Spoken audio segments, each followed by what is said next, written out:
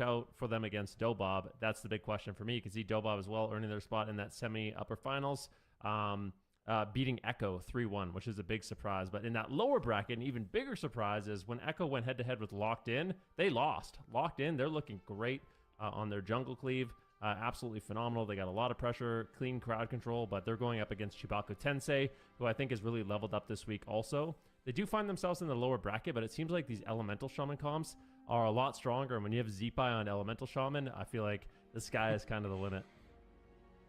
Most definitely is, and that is going to be where we're starting off. So first match of the day, Overload versus Dobob, will be starting very soon here. But first, let's look at the predictions that we've had. We've had a fun weekend ourselves here on the virtual casting desk in terms of just trying to get these predictions, trying to get in the leaderboard. Wow, okay. D-Machine, you're new to the desk, and you're in second place. How does that feel? It's no big deal, really. I've genuinely been kind of voting with my heart, and it's been winning. But I think it kind of speaks also to a bit of the volatility of the competition. I mean, we just mentioned it. Echo's out. That's crazy. You know, they were a favorite. I believe when we looked at, like, our power rankings at the beginning of, EU top 8, we all had Echo pretty high up there, if not at the tippy top. Oh, look, it's right here. We had him in second. We thought Overlord, kind of had him out. Then you even had him at the tippy top. And them being knocked out by Locked In is kind of crazy. Look how low I had Locked In. I was definitely wrong about them. But I did have, the Weebs, last. my homies. ILTU last as well. Yeah, so. I'm embarrassed. Yeah, let's go back. Let's go back to my good percentages. Go back to the predictions. Yeah. What do you mean? Leave it on this screen. Leave it on. No. Super Tease is trying to hide his shame. Have you been voting with your heart or your brain, Sid? I voted for the Boomkin, and look where it got me. Oh no. I need to put an asterisk next to my name, okay? I still have a chance like the teams in the tournament, all right? That's true. Okay. That's It's true. not too bad. I had a chance. Yeah, after Echo was eliminated, Waz was streaming, and I went into stream, and he said one of the really fun things about this year, one of the interesting things, at least from like a spectator point of view, is it really does seem like any team can win. When he's discussing, how war games are going with some of these teams, basically everybody's trading. It's like a 50-50 win. So it's really hard to predict who's going to win, and it just speaks to the level of competition this year. I feel like I say that every year. Like, competition's rising, but it really seems that way. But it is. It's going up and up and up and up every year, I swear. Oof, yeah, it most definitely is. Ben, sorry. No, I was just echoing him a little bit. Yep, yeah. All right. Well, my final comment on this is, chat, you got to lock it in. Where you're dipping a little bit. You got me and D-Machine and Zico ahead of you. So let's get that number up. But we have a chance to do that with our first series of the day. It is Overload versus Dobob, and we are here in the upper bracket. This is the upper final. So the winner of this moves on to the grand finals for the European region. So quite a lot on the line here. Definitely would put these teams in a very nice position. So if you're in chat, get that predictions in. D-Machine, talk to me about your prediction for the series. What was your reasoning behind it? All right, so my predictions, I think this is going to be a really close team. I mean, we saw Overload. They showed us a flexibility that we didn't preemptively think that they had. We see the Elemental Shaman come out for them. In Cup number 1, we saw a lot of Rogue Mage coming out for them, and that they kind of showed us that they can also take the game to an attrition situation. And really, when I'm looking at attrition compositions, I feel like it's all about, like, not making mistakes, constantly having the awareness to stop goes, and the fact that they are playmakers but also a defensive wall, it leads me to believe that they have like the ability to go all the way. But Dobob kind of won me over. And so I have them right now as 3-2 in favor of actually Dobob. I think Dobob is actually the offense that can pierce through Overload. Okay, Ven, what is your prediction? Overload, they have been looking extremely good. Not only bringing in the Rogue Mage Priest and dominating, this weekend they're coming in with something completely different. The Elemental Shaman Feral, it looked good.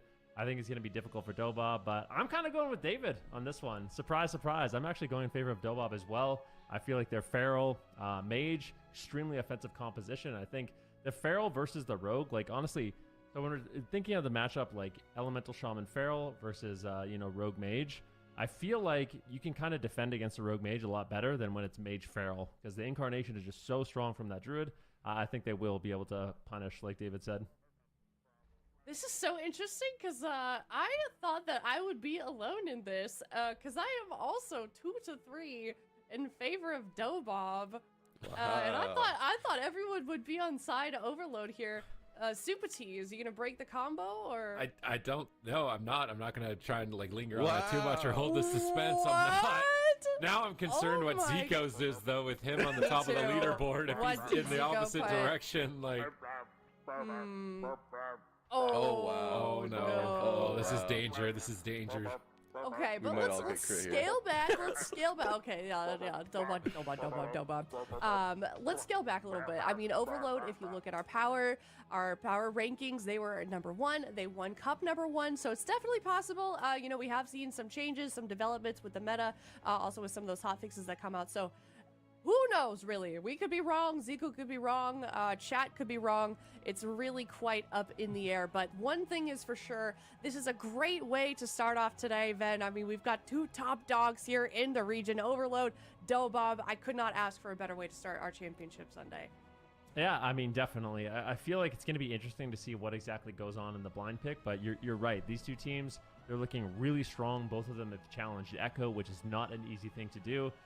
I'm still just a little bit surprised we're not going to see Echo this weekend, honestly. And the thought that they could even maybe be like the final boss of the Gauntlet, I feel like that makes the Gauntlet even more horrifying. Like, imagine in order to qualify, you have to beat Echo. That's a really tough spot to be in. But yeah, I only mentioned that because both Overload and Dobob have been going head to head with them and doing quite well. So these are like Titan teams right now, and this should be an excellent first match. Yeah, most definitely should be. So get your prediction in if you are watching from home.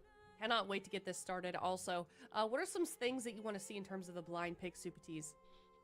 I honestly don't know 100% because I would like to see mains just because we know how insane that type of series can be, right? Like Dobob versus Echo's RMP is a really entertaining series, so I would assume it'd be the same with Overload's RMP as well.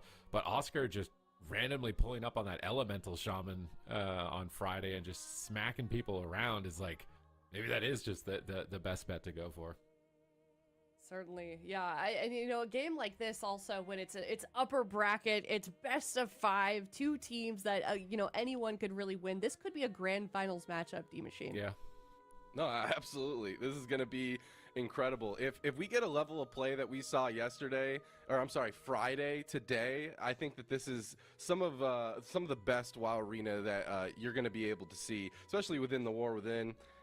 Dobob in particular has kind of won me over. This is a team that I was a bit less familiar with, to be completely honest with you. But when it comes to Thessia, I just want to give like a little snippet. In previous tournaments, when I had a chance to like talk to some of the best mages, we ran with like a narrative of like, who's the very best mage? Who actually is the best mage in the world? Thessia wasn't even there. And Thessia was like a top contender for being the very best mage. So like every mage in the game, anyone who seems to be in the know never counts this guy out. Yeah, I do. I remember that. I think we were like assuming everyone was going to say Raikou or something, and then everybody was like, "Who this mage?" And I remember sitting there like, I haven't seen him. What's going on?" You're absolutely right, though. This is a team I think that we knew would do well. Both of these teams, honestly, if you look at it, I feel like we all underestimated both sides here, Overload and Dobob. And here they are. No Echo. Echo out of the way. They're in the upper bracket. Winner moves on to go to the grand finals. The loser still in contention, is still in the tournament also. So they're just going to get dropped down to the lower bracket. So they certainly have a chance to make their way back up depending on how that lower bracket does go. But it looks like the game is finally ready to go. It is game number 1 here in the European Upper Finals, second championship Sunday of the season. It is Overload versus Dobob, game number 1. It's going to be electric. Let's see what we got for compositions. It's going to be mains, baby. Oscar, man, he took that title from Raikou as best mage in week number 1. Is he going to be able to hold it, or is Thessia coming for that crown next? Yeah, really, really interesting. I know when we saw this exact matchup, it was Dobob that came out ahead. So much so that Waz actually said he's not going to be playing Rogue very much anymore. He's going to be spending all of his time on Feral Druid. So we'll see if Brunhitty's going to be able to get it done and what Overload is going to be able to do. They won this matchup last week. Full blind into Polymorph on Relza. Great setup here for Overload. Doing a lot of damage here onto Thessia. Can they take him down? 50% health. He blinks away. Here comes the ice wall. Oscar gets interrupted. Could be danger. Another ice wall here from Tessia, blocking off the heels. Oscar getting a little bit low, but making the appropriate trades early on. All right, good exchange. JT and a polymorph. Oscar going to use displacement, but he got vortexed on it. Nice vortex from Flappers. That's going to be a key play on the Druid. Look at how much pressure it's netting him now, but a double Ring of Frost counter engages them, and now suddenly Tessia is on the back foot. Beautiful Ring of Frost from Oscar. Flappers is looking for Cyclones. He finds one on Oscar. Cyclone swapped over to Brunhilde. Damage is ramping on Oscar. He's applying full bleeds here. Adaptive Swarm. He's ready to really ramp his damage with Feral Frenzy here on Oscar. He pops his barrier to absorb all those bleeds, but they're getting cut through quite quickly. Brunhilde looks like he wants to make a swap here to Flappers. Is Flappers going to get into bear form? He's just kind of poking him at the moment. He goes for the cheap shot. Flappers pre-bears it. They go for a smoke bomb on Tessia with a poly. That's a block. The Master Spell connects instantly. Tessia might die. There's still crowd control on Relza. Crazy setup from Overload right now. So close to a kill, but not enough. Relza comes in clutch, but this is looking so good for them. We're a minute and 30 seconds in, and it feels like Dobob have pretty much burned almost all of their options.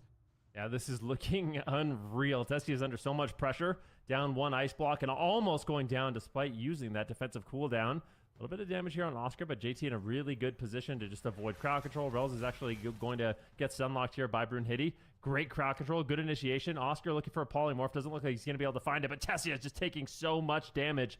Finally gets topped off. A beautiful alter time there to deny. This is the Icy Veins from Oscar. Are they going to make a swap? What are they deciding to do here? Ice swap potentially coming down. He gets gripped.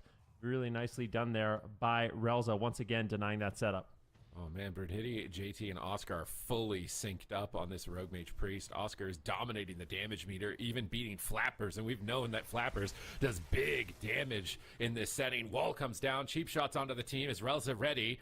Tessia gets to 50% health, holding on by a thread at the moment. Relza takes the gamble with Guardian Spirit and recovers. Mame's still on Oscar. Sorry guys, we're back. To develop pressure. They really need to get a block from Oscar soon if they want to stay in this race. You know, They're getting close at the moment, probably not JT right, I don't think. Mame's going to have further people to deal with. A lot of damage coming out from Flappers and Tessia with that interesting idea, though. Veins, and we'll have to wait to see when that Guardian Spirit stops glowing for JT to see if it's a 3-minute or a 1-minute. So a classic match of it. A 3-minute cooldown. One we saw last week. This is the classic one that Overload won last week. Really wants to get crowd control. Now he's feared. He But it's a new week. There's been changes. Not able to find it. Cheap shot set him up for a Ring of Frost. He fakes the kick. Almost gets a double. Positions away so Flappers can't get to him. He needs to stay in line of sight here. He's not going to go for the repolymorph. He's done a little bit. Stunned behind the pillar. There's a lot of damage. So at this stage, neither. Actually, no. There's no Guardian Spirit still. Tessia has already blocked once. It's costing him a lot of mana. Actually, that is one thing that is. This could be Oscar's first. He's just his health is just bouncing. He hasn't had to yet, but every time he gets stunned, he's going to be able to free himself from that, unless he kind of wastes the cooldown.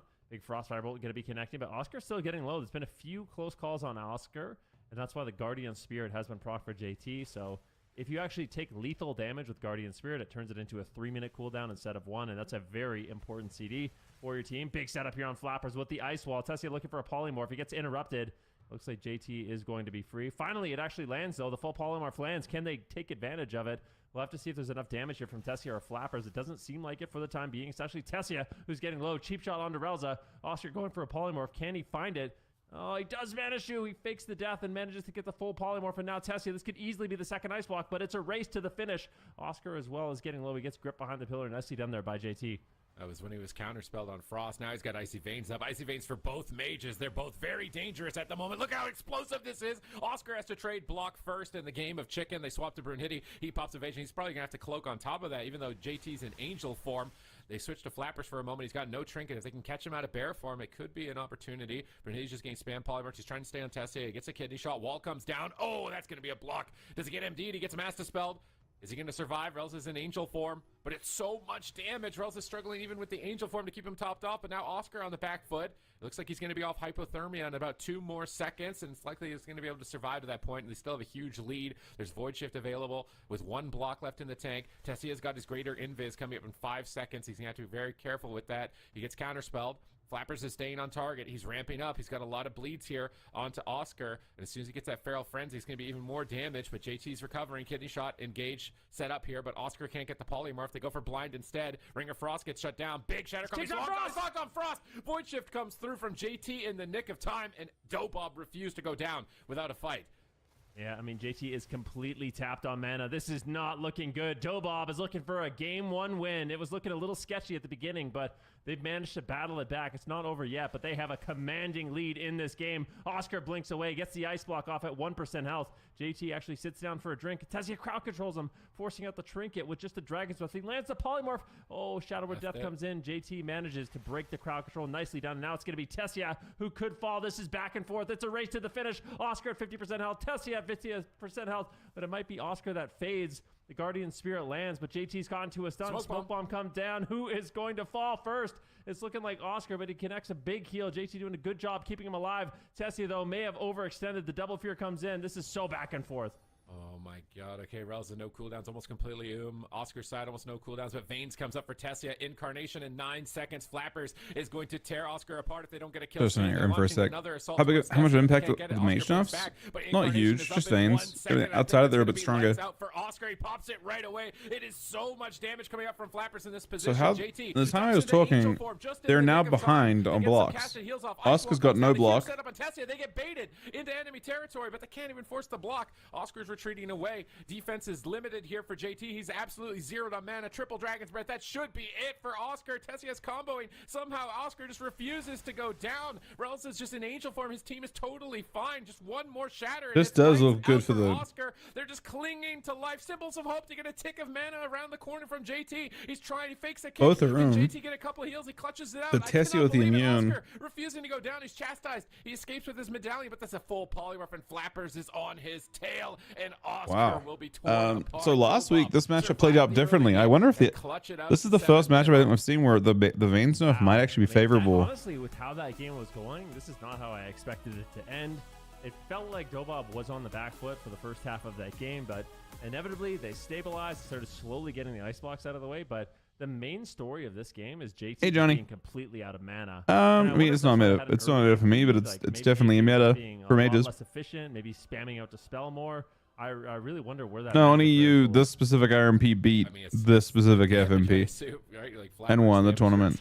In fact, in the end, I believe both Waz's team and Overload won against this team. I feel like Rels is probably they got KO'd on the Sunday. Means he can't spend mana because he's sitting in crowd control more often. Why Outlaw over sub? They play Outlaw over sub because they can attack. Like Outlaw can hit a mage, whereas sub cannot. You can't stun mages either. Really. But I mean, the 1 million damage gap on Brunhilde to Flappers, even though JT managed to kind of bring that up a bit from 60 million to Rels is only 22 million. So damage is not. I think the difference here might be that mages are now. They didn't really have too many surprises. I mean, they both took a million DPS still over a long game. It's kind of crazy how much damage these mages are actually doing. Is absurd. We didn't really see any of those.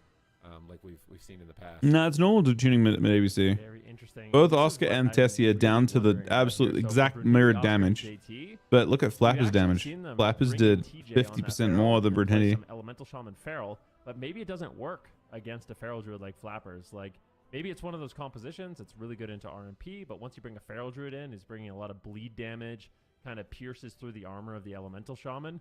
They can just overwhelm them. So Dobob with their Feral Mage Priest, this might be kind of the best composition. Overload could mirror them. Do you think they would dare? I mean, they could. I don't know. Dobob seems to be kind of like the pinnacle of Feral Mage Priest, so it would be a statement on their part to want to do that. But I wouldn't blame them. You know, I don't know. I feel like the Rogue Mage has a shot. Like, especially early on, it felt like they got everything from Dobob with no dampening at all. So, like, what started going wrong for them? Was it just Tessia repositioning, standing more defensive, and they couldn't find ways to get through to finish the match? Maybe Tessia was playing a little more reckless at the start when they had options, and then switched gears after they'd burned through a lot, which is a possibility. Really strange. The point where I started talking to Aaron, it really did look like I also kind of wonder, like, Overload were ahead. I think subtlety it rogue decisively is so. ever an option in a matchup like this? Maybe. I don't know. The only teams we're really seeing play subtlety rogue, I wonder about it in the mirror, because I think about, like, okay, well they're not going that direction whatsoever, but We are going to see this matchup. It's going to be the Elemental Shaman Feral versus the Feral Mage. Oh my god, they swapped off of it. Touch on that That's point. crazy. It's interesting in like a mage race. It feels like the Outlaw Rogue is probably better because mages have so many ways to deal with, especially if they're playing Blink. It can become really difficult to actually take them down, right? You do a setup with Shadow Dance, they just blink out of it and start kiting you. Their uptime could be limited in that way, but I don't know. I'm starting to be a bigger fan of the Subtlety Rogue. We'll see if more teams adapt it. I think this is a sign of respect from Overload not running the mirror, right? Like Oscar took out Raikou on Mage, which is a very difficult thing to do last week, and he's opting to run Elemental Shaman in the mirror as opposed to the Frost Mage in this type of situation. And I think it is just the case where Ellie probably has the advantage outside of Icy Veins, but within Icy Veins, the Mage is probably 5 times better. So if they can survive Icy Veins, deal with it, trade with it effectively, avoid it, I think later on in the game, the Feral Ellie is likely going to be favored, and maybe they can pick up wins on mana. I think another maybe downside, though, of the Ellie Shaman is that the Holy Priest is going to likely be just dispelling your Flame Shocks. Yeah, it's interesting the mana gap in this type of matchup. Your Hex is not ends up being so decisive, though. With the Druid and with the Mage on the opposing side, so I think Overload need this game to go the distance if they're going to be able to pull it off. Yeah, I'm thinking about some of the differences between Cup 1 and Cup 2, because in Cup 1, you guys might be wondering the same as me. Cup 1, it felt like RMP was just completely owning, and now it seems like it's fallen off a little bit. Obviously, still a good composition, okay? Nobody say that. I'm not saying RMP is good. I know it's good. But when we're seeing them play against the Feral Druids, it seems a little bit different, and I'm wondering if the main reason for that is the change to Holy Priest. Like, Prayer of Mending throughput is way less. So dealing with kind of that spread pressure of the Feral Druid and the Mage together, maybe they are just running out of mana. You know, maybe it's not as efficient. Whereas those are them together, isn't they? Against like an Outlaw Rogue, it's not as much cleave. So that change to Prayer of Mending doesn't seem like it matters as much. Yeah, because you would have thought also Feral Druid got like the most significant nerf, right? 15% rip damage, but obviously that Prayer of Mending healing was even more substantial, considering the matchup is still, you know, teetering in favor of the Feral Druid, even despite that huge nerf that they received. So definitely, I think cleave damage is going to be important here. You know, as a Holy Priest, you have really specialized single target healing. You can just use a Serenity or a Guardian Spirit Serenity. That's almost always a guaranteed top on one target. But then when you need to juggle it on 2 targets, where are you going to allocate it? How many times are you going to use Flash Heal onto the secondary target if you do use it? Do you open up your School of Magic to try and, you know, cast a slow heal instead to try and be a bit more mana efficient? Mana efficiency seems to be a much more crucial factor for both sides. Maybe like something else. I mean, Echo was a 3-2 series, wasn't it? Of hope much earlier on in the game, whereas JT, I think they both got one use of it, but he kind of had to stop his channel. He didn't get to. I'm trying to look at the results for this for last week or for Friday, but I thought it was 3-2. It's something that Overload should like. So it's not exactly like decisive at all. Big map. I kind of wonder if it'll backfire because I feel like this map's a lot easier to land polymorphs on a Holy Priest. No. Yeah. 3-1. Also, it felt like Oscar's survivability was kind of reliant on using line of sight, right? Like utilizing those pillars to line of sight, pull away from the mage, and kind of isolate the melee. So on this map, it's going to be much more difficult to do that. Tessia, I think he's going to be able to get in line of sight. The pillars on this map are notoriously small. I think it's the smallest pillars that exist in the game. That sound right? Hook point, maybe? I don't know about Cage of Carnage now. They might be the same size or close to the same size as Cage of Carnage. Well, regardless, some of the smallest pillars in the game, so it's a little bit more difficult to actually line of sight on this map. So I feel like Dobob, they could probably play this one really aggressive. It felt like when Overload was winning this matchup into the Rogue Mage, they were barely holding on in a lot of setups. Like it was close call after close call after close call, and inevitably they pulled ahead. And I'm wondering if the Feral Druid is going to be able to kind of punch through and do just more damage. All right, we got Dobob using their tactical timeout. Maximum 3 minutes. 2 minutes have elapsed. So a little bit of stalling here by Dobob. Maybe they're trying to figure out what kind of strategy they want to use. Maybe they're quickly setting up a new character. Can they do it in 3 minutes? We'll have to wait and see. Yeah, maybe they want to Probably double checking a dwarf mage. Something like that for the Feral Druid. It's something I could imagine. Maybe they want to talk talents. Maybe there's a technical issue. Hopefully there isn't, because this series is going to be looking to be very epic.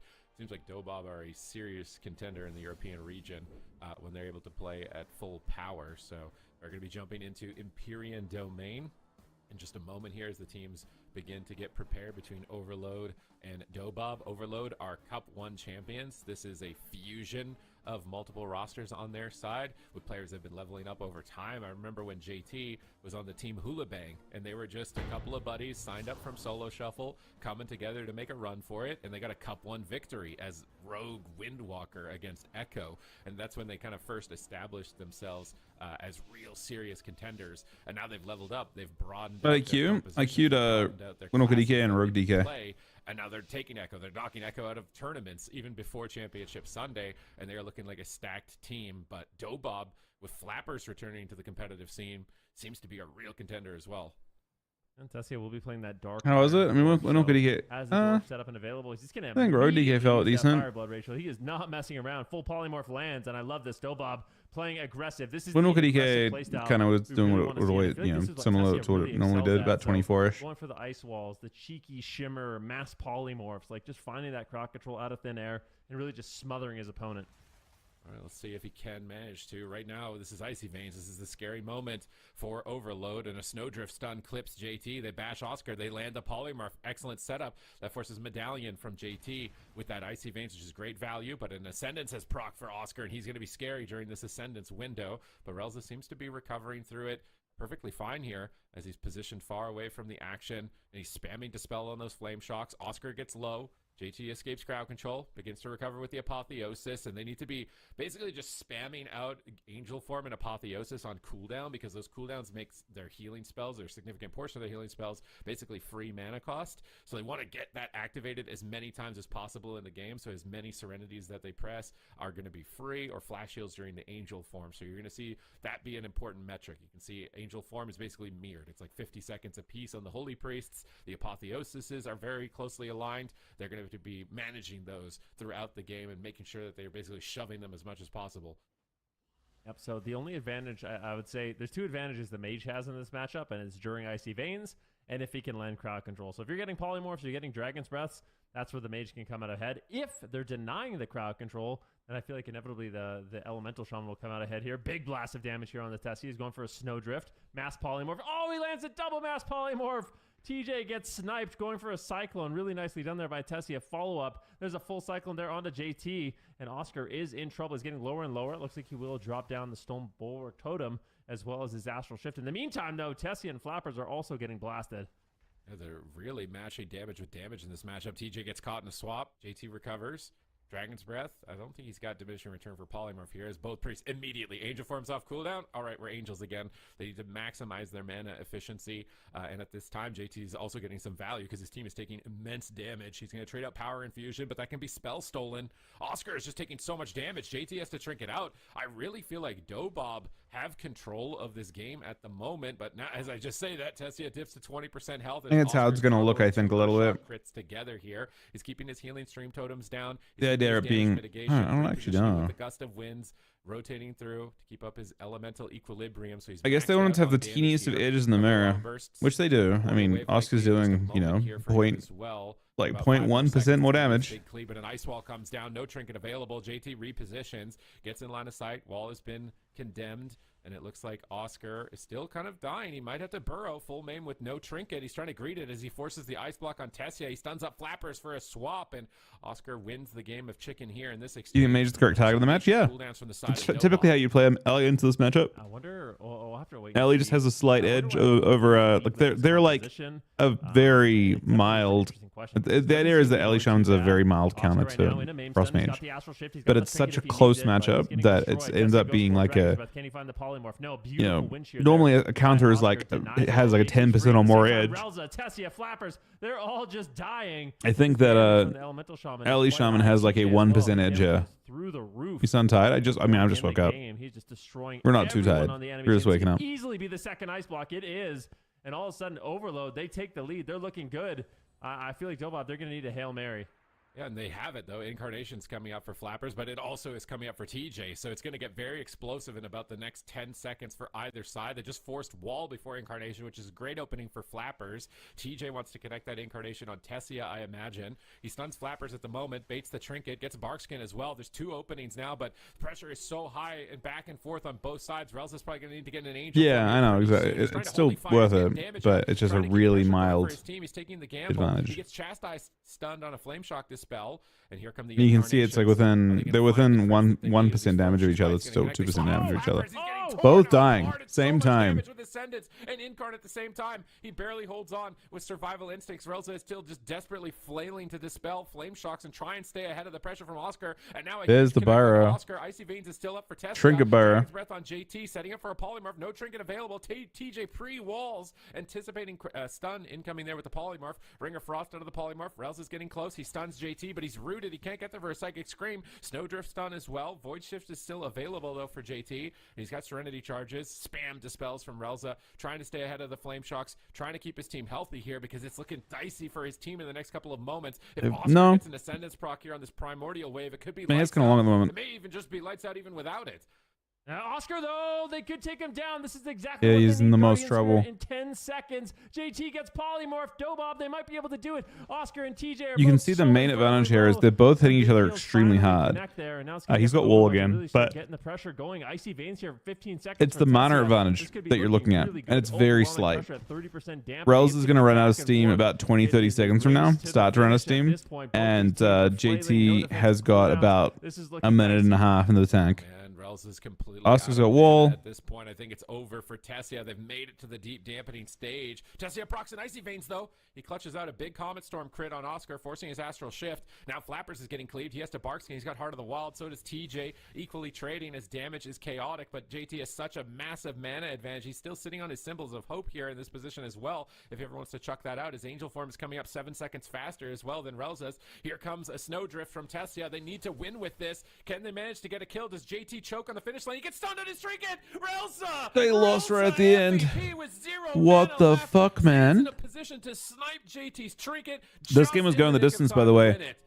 In the end, Relza was about to have his free healing again. Angel was up in 3 seconds. No doubt about it. But just filling in the gaps, not allowing him to breathe. I mean, we're going to probably see this matchup again. Just so we're on the same page, we're probably going to see this matchup, the series, play it again. It looked like they were in a position to win the game, but inevitably, it's those crowd controls that come in from Tessia.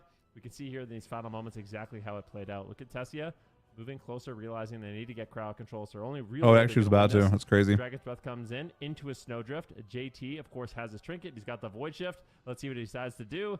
There comes the stun right on JT's trinket immediately as Oscar goes down. I mean, right now, if you're Dobob, if you're Flappers and Tessia, you were just cheering. You have Relza on your shoulders. Like, you're so excited he was there to do that because otherwise that game was pretty much over. I think this is the last setup Dobob had. Straight Clan, I'm with a 3 fucking year reset, man. They're looking so Thank you very much, buddy. But now as Overload, it's like happy Sunday. It's like you were winning this matchup. It felt like you guys were going to be able to do it. I wonder if JT. I mean, JT trinketed the last like fraction of a second. Like, look at when he trinketed though. I think it was like a panic moment because his Angel form is coming off cooldown.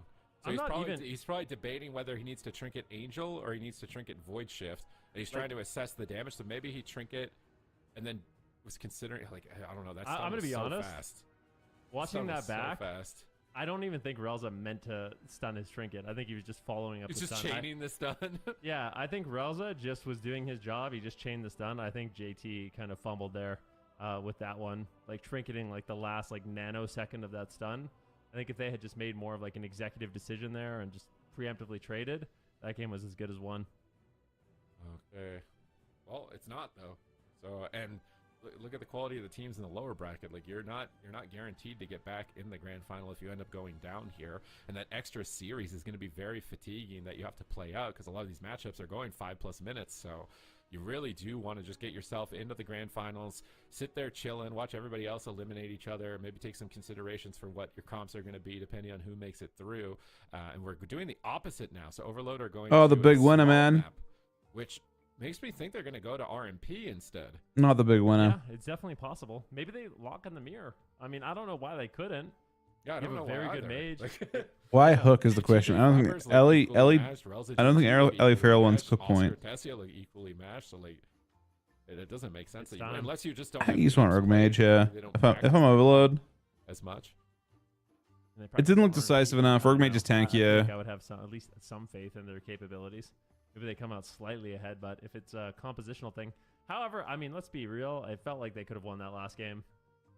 was not looking bad for them whatsoever with the Elemental Shaman Feral. I feel like They're hitting game 1 too. A few mistakes during the most crucial moments. Is it really? Has the matchup flipped that much? Yeah. Is that what we're deciding? That's what it comes down to me, and it makes a lot of sense to me that JT is just going to be playing this once again. Overload, they lock in the exact same thing. Position because I feel like they had the winning hand, and they fumbled right at the finish line, unfortunately. So obviously, Dobob's going to be happy about that, but I feel like Overload, they just need to shake it off, and they could definitely come back in this match.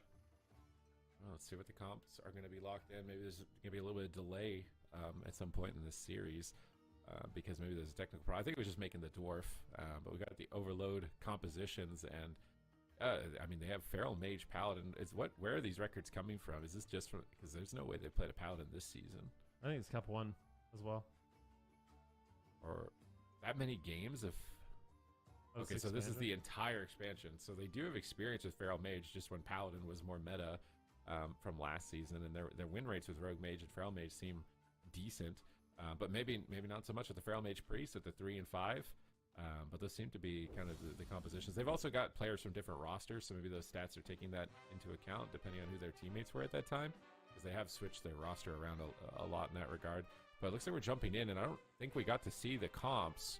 I don't know if production is going to surprise us here with this one moving into Hook Point as to what Overload is going to be. No, we saw the comps. Possibly their final game in the semifinals. They go to the lower bracket. They showed. If they lose one more match, they lucked the mirror. Get to see, and they're just no, they don't mirror the thing from last game, which I would have thought favors the mage because it increases your likelihood to get. Maybe they actually regret that map. It's really easy to get polymorphs on JT actually, so maybe they think on this map they'll be able to avoid polymorph more readily. Yeah, we'll have to wait and see. But one thing's for sure, Tessia playing on top of you as a priest is just not that fun. You're getting snow drifted. You're getting Dragon's Breath. He's running for Ring of Frost. Mass polymorphs. Full polymorph lands onto JT. It looks like he is not going to trinket, so I think he got the Shadow Word Death there. Ooh. But it is going to be Tessia taking a ton of burst. And Elemental Shaman cooldowns, I wonder if he's playing the 3-minute Ascendance. So every 3 minutes, Oscar with his Ascendance is going to be doing the most damage in the universe. It's one of the strongest cooldowns in the game, but it has quite a long cooldown. So both these teams, Tessia with the Icy Veins. Table that for 1 second. Oscar getting low. Big setup here. Ice Wall drops down. JT in a prime position to just duck to the other side. Connects the heals, and looks like Overload should be just fine. Main advantage for Dobob right now is that you've got wiggle room, right? Like, you can lose a series, so they're really taking advantage of that. They're playing aggressive. They're standing on top of JT, whereas normally maybe they'd be more conservative. So this is going to be really tough for JT to deal with Tessia, constantly harassing him. You can see Tessia just blinking around very close to JT's pillar at the moment, looking to wrap around the corner, but Oscar is blasting him back, and it looks like he's going to get gripped around. Is he going to be able to land the polymorph? Dragon's Breath. He's set up for it. Doesn't get it. Ring of Frost. He's not going to go for it. He doesn't want to get Shadow Word Death on it. Now he's moving in line of sight. Frost Nova for a polymorph, trying to fake the Shadow Word Death. Goes for a Snow Drift, but he gets feared on it. He trinkets it to guarantee his stun. Now, can he chain it? He needs a polymorph. He can't get through the interrupts. This is great disruption from Oscar and JT, but no, the Ring of Frost was there, but JT deaths it. Flappers gets cloned away, slowing down the game. Dobob, it feels like they have more momentum. Nice stun. They catch TJ in that Ring of Frost as well, still getting some extra value from the lingering effects of it. And they just keep it. Look at what Tessia has, this melee range on top of this Shaman. I feel like that's so much confidence in this matchup. I actually feel like there's no advantage to be at range. So I think as a Frost Mage, more Frost Mages need to do this. Like, you can be quite a bully if you're playing Blink, so you can just get out of stuns. You're playing Snowdrift. You have Dragon's Breath. Like, you should be playing with this much confidence, because playing at range, it just allows breathing room for the Elemental Shaman. So I think Tessia, he's playing this matchup exactly how he should. I feel like you have to play with confidence, or you're inevitably just going to fall behind as he gets the polymorph, and JT will just go into the Angel form, throwing in some big heals. The Divine Hymn channels out. His team's going to be completely fine, but at least a decent trade there. Big cooldown out of the way as Tessia continues his push here. Flappers as well, looking for crowd control, getting the damage rolling onto Oscar. Let's see if they can do it once again. Oh, they knock Oscar off the pillar to wall him off from the pass. That was crazy synergy from Flappers and Tessia right there to get that Typhoon Ice Wall. But JT wraps around the other side of it. Now he's into a polymorph. Looks like it's going to break here to some damage. Ring of Frost defensively from Tessia, trying to protect himself from that Feral Druid. Now he's blinking through it, trying to get on top of JT again. Kind of a little bit reluctant to push forward here. Oscar looks like he's faked an interrupt. There's that Spirit Walker's Grace rolling. They skull batch the Cyclone. They switch some damage on Flappers. Trying to keep him on his toes. Tessia is getting on top of JT, looking for a snowdrift. He connects it. Flappers is just dead. What is going? TJ is soloing Flappers right now. TJ is a monster on this feral druid. We haven't got to see him, but last season it was him versus That was Tony. him. Yeah, it was him and he's been sitting on the bench. And Relza, wasn't it? No, wait, no. Relza was with Tony last season, right? I mean, look at that, just completely gapping, putting in pressure on all 3 members. They're all just dead. Oscar right now, Ascendance is popped. This is that massive swell of damage we talked about. What was TJ and Tessia? Tessia's finally going to line his sight. He's going to chill, take a chill pill for just 1 second, relax, realizing we're seeing a bigger gap here, by the way, between Oscar and Tessia. Now that that's faded, he can continue to push and try to get some crowd. Someone out there is going to wonder about double feral, but I think you can't do that. You probably can't do cleave. Story play out in the past. It looks like Overload is winning until GS, big GS comes through. Oscar somehow survives, uses the astral shift. That was such a close call. No mage, no win.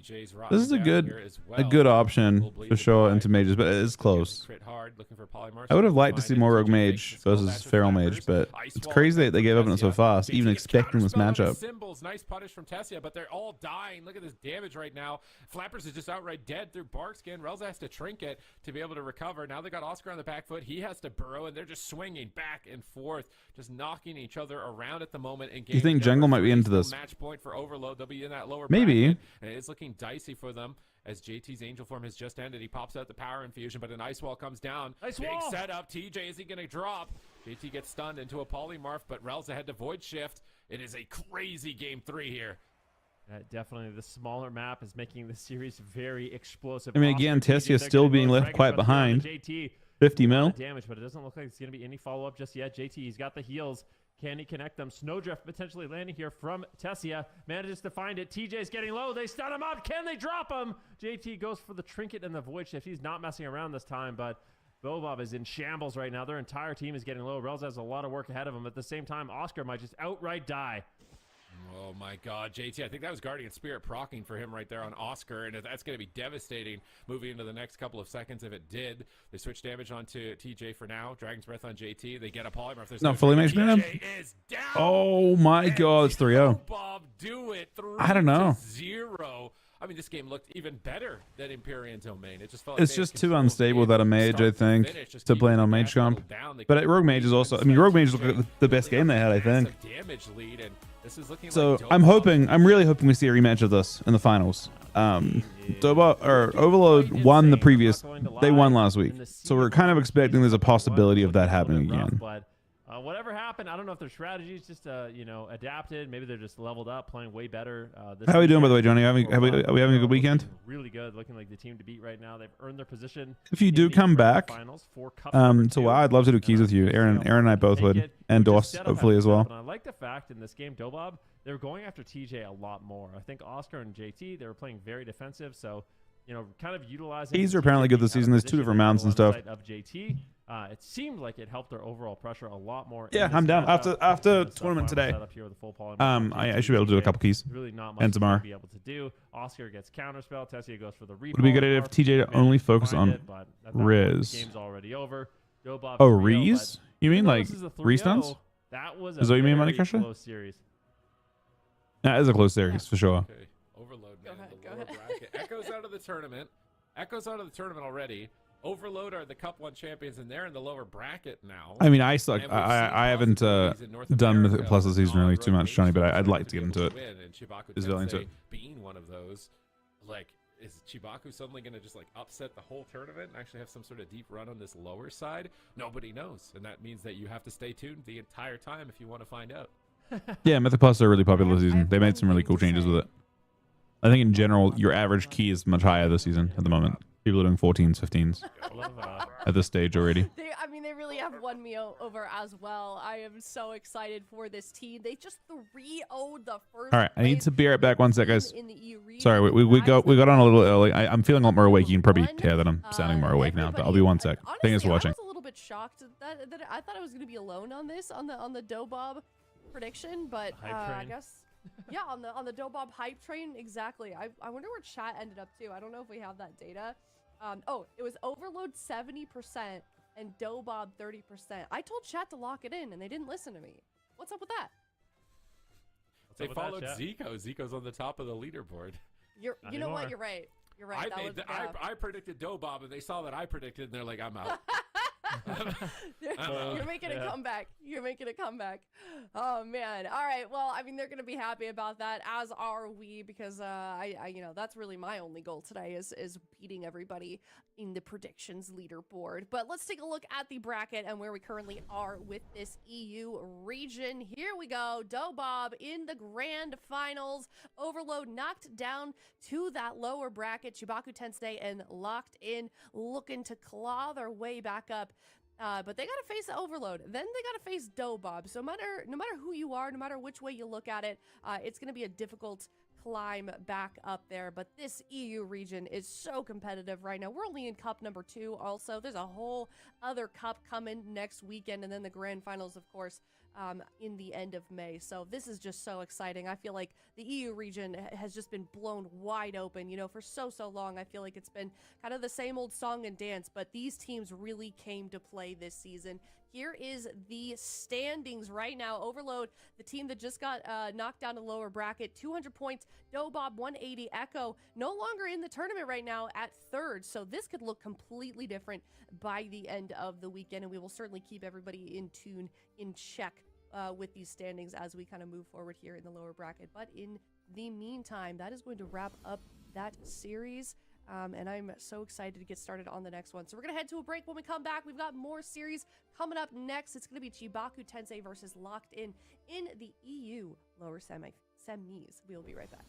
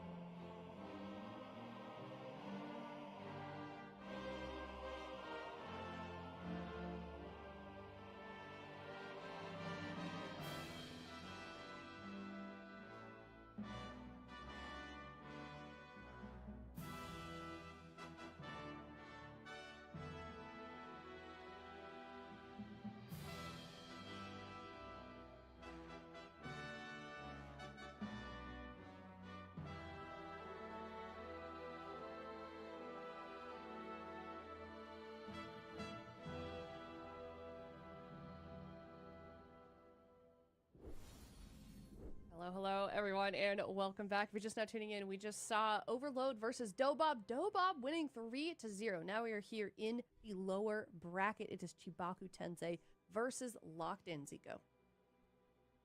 Yep, Chibaku Tensei versus Locked In.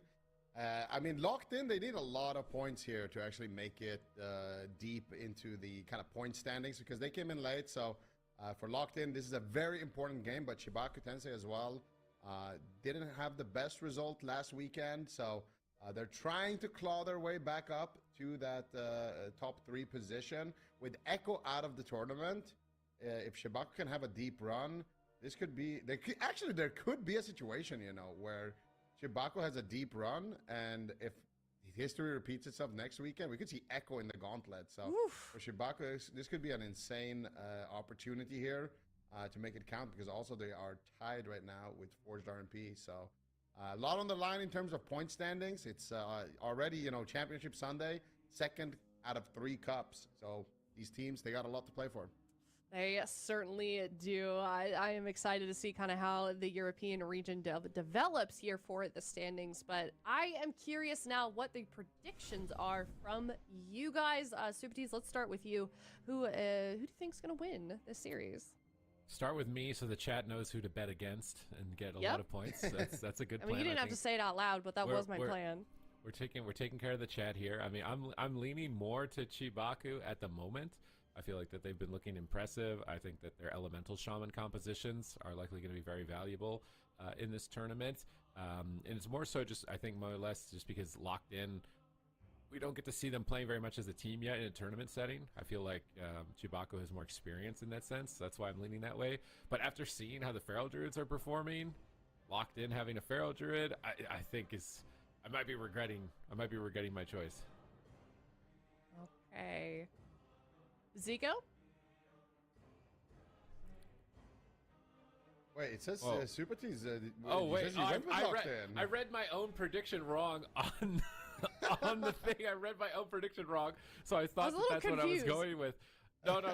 Okay, I guess I'm locked in on Locked In, right? Like I did. I thought, then I was like, wait, did I type it in incorrectly? Okay, I'm locked in on Locked In. I'm glad that I was, because I was questioning myself when I was looking at it. And I'm like, I'm glad I didn't do that. I'm glad I didn't do that. And since I thought that I went with that when I read it the first time. So no, okay, I'm glad. I'm happy with this. I think I'm happy with this. All right. Okay.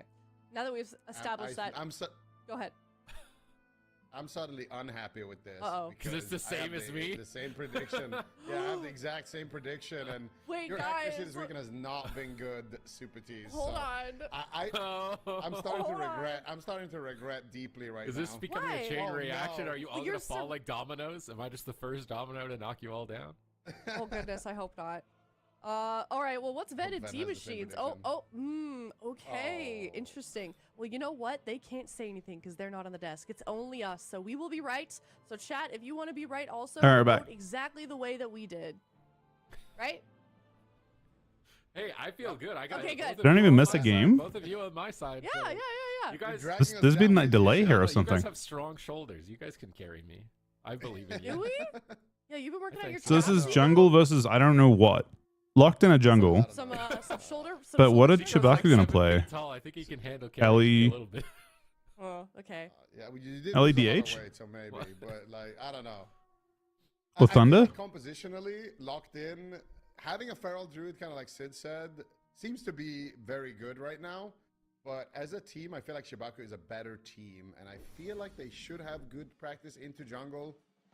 So I don't know. I'm like kind of probably true here. I feel like it could go either way. That's why I went for the 3-2. I could easily see it going in Chibaku's favor as well. So hopefully that doesn't happen for our predictions. Haven't Cleaves historically counted jungle? Not really. Okay, well we'll find out soon enough. Looks like we're going to be starting. It's not really a Cleave. I mean, it could go that way. Just Aki, but Chad, you gotta lock in with those predictions. I've seen from my experience, Cleaves, you know, it's very even or like kind of favored towards the feral into it. You only see an Ellie shaman. I think Ellie is what you expect. Yeah. Okay. This is what I expected. Ellie because you can But they haven't done that at all. They've gone dev. They've gone dev feral. They're trying to kill Zeepai. Actually, they can kill whatever they want. I'm not sure. I'm not sure what to expect of this. Yeah, Turbo was good into it because again, you have the grounding totem from the alley or from the enhance. On Friday was so important, crucial to qualify. Let's see if his Devastation Evoker is going to be able to deliver.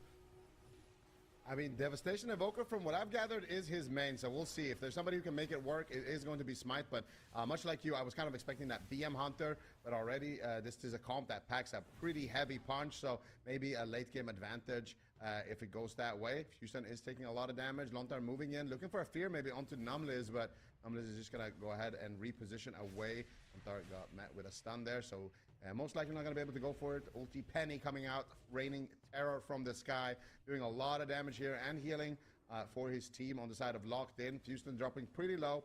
Zeepai as well, just getting absolutely cleaved here. Smite's coming in here with the triple. Nice fade there by Lontar. Lontar actually fades the deep breath. And now Smite's in big trouble. What is he going to do? Time stop coming out here for Smite. And Cassidy, meanwhile, looking for a Cyclone there in the back line, but Houston shuts it down. Big burst. These are both such fragile and explosive compositions. It's going to be a wild ride in game number 1.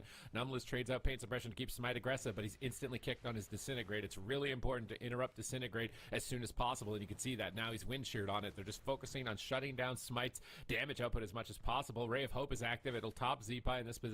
Houston's ducking over for crowd control. Numliz trinkets immediately to respect the damage. Smite rescues in for a little bit of a shield, hovering back. Houston's got I-Beam. He gets Vortexed on his Fellblade there, but he's able to reconnect nonetheless. Smite going for Disintegrate. Look at those kicks on Smite just every single time. I can't even see his Disintegrate start to cast. Zeepai and Houston are really synced up on stopping Smite on these Disintegrates.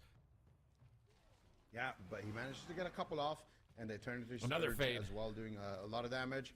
And fade right there, yeah, once again on the deep breath, beautifully done there by Lontar, shutting down a lot of these goes. And still, though, Zeepai is taking a lot of damage. He's going to respect it. Trade out the Astral Shift. Smite could be in trouble here. It looks like Houston is maybe looking for something towards Numliz there. Numliz actually had to use his Trinket in this exchange, and Numliz already very much ahead in terms of mana. So I feel like if this game goes late, it is going to be a late-game advantage here coming up for Locked In. They're doing more damage, and they have that Discipline Priest in their back pocket. Nice time stop coming out there onto Smite. And Smite now going to look to get more counter pressure out onto Zeepai. He's got no Astral Shift. Wait, there, what is Wixer? Angel, so this is a great opportunity for Smite to get aggressive. But Zeepai landing a Hex there onto Numliz is going to slow things down. But the dev, pressure, you mean? Big damage onto Zeepai. Disintegrates after disintegrates. They're live. Okay, all right. That's true actually. Darkness there from Houston. That's true. Numliz got wind shear. Deep breath coming from downtown. I don't know if I like the matchup necessarily. Still, I just think that the alley they're doing less damage. I mean, if it's a damage battle, then yeah, it looks decisive. But cloned on the Ray of Hope on his that's not good. Any moment he gets cycloned at low health. Lontar can't recover. They actually forced an extra cooldown because of that. Lontar struggling to heal. He's just sitting at the pillar, line of sighting interrupts, trying to. The clone on the Ray destroyed him. Forced an extra cooldown. Got Byro out of the way. Team. Big setup on Cassidy. Nice double fear from Houston as he's starting to let it rip, but Numliz was ready for it. And look at Numliz's mana. If this game keeps going at this pace, Lontar will not be able to keep this going long. Yeah, let's see. Zeepai has got his Astral Shift rotated back up, and I don't think there's going to be any moment where anyone can drink. Cassidy's been doing some really good Cyclones in this matchup, just cycloning things like the Ray of Hope as well. Nice barrier coming out here from Numliz, just allowing Cassidy to sit on his target and get a lot of pressure out without taking too much damage. But Cassidy now is getting pressured hard, taking a lot of pressure there, and he is going to activate the Bark Skin. But meanwhile, they're leaving Smite open, and he is blasting away as well. Houston is taking a lot of damage. Zeepai is also taking a lot of damage, but they do have defensive answers. Zeepai gets caught up in the stun. Houston looks like he could be the target here right now for Locked In, but at the same time, Smite is taking a tremendous amount of pressure. Gets traded the Pain Suppression, though, from Numliz. That is going to keep him alive. Meanwhile, Lontar channeling the symbols of hope, trying to get a little bit of mana back, trying to reduce some of those cooldowns, and Zeepai still not feeling too safe. I feel like nobody's feeling safe in this matchup. Nobody is above 50% HP. Everybody is at sub 50%, basically the whole match. And it's so much burst damage coming out. Look at Smite's damage. 1.3 million DPS coming out from this dragon right now. It's kind of crazy. Just bouncing back and forth from the left to the right to see who's going to Yeah, they're just crushing him. Honestly, it's actually looks good. You're right, Wexo. It does look good for them. Alive at the moment. Ultimate penitence in the sky for Numliz, raining terror down from above. above. Vexo's right all along, man. To just survive it nonethelse, but maybe not. An interrupt comes through, and Cooked. Zeepai is low. Not a lot of options. He trades Stone Bulwark. If he gets purged on it, it could be destroyed, but he recovers. Big Primordial Wave from him now back onto Smite. Smite walls it, absorbs the hit. Now Zeepai is losing the exchange. Lontar burning through his mana despite playing so efficiently with the symbol. Chaining it into Apotheosis, chaining it into the Angel. He's still falling behind, but maybe they can just win with pressure. Cassidy is just getting destroyed by Fused. He's in bear form on the run. Nice roots coming through onto Fused, and he gets stunned up. He trinkets that right away. He doesn't want to explode there in that instant that Cassidy was setting up. Unfortunately for Cassidy, he doesn't have Incarnation for 2 minutes, so Smite needs to carry the game right now with his Deep Breath. Zeepai gets gripped away from it. They may have to go on Fuston, but Fuston has Netherwalk in this position. Rescue from Smite, big shields. Numbless gets stunned. Big Lava Burst lobbed out. They could swap possibly. They're going on to Smite though. He time stops to immune another Lava Burst. Pain Suppression is up, but now Numbless is getting hit. He has to pull away from the engagement, and Shibaku Tensei are refusing to go down without a fight. Yeah, Numbless has got a lot of mana, but doesn't have too many efficient ways to just spend it right now. Needs to try to top off his entire team. He's really feeling that pressure coming in from Shibaku Tensei and from Dampener, but here comes Zeepai. Still caught up in a Maim stun. Can he get something onto Lontar? Lontar's channeling out the Holy Fires in the backline. He's got basically no mana left. Apotheosis is active. He's trying to do what he can there in the backline. He still has the Guardian.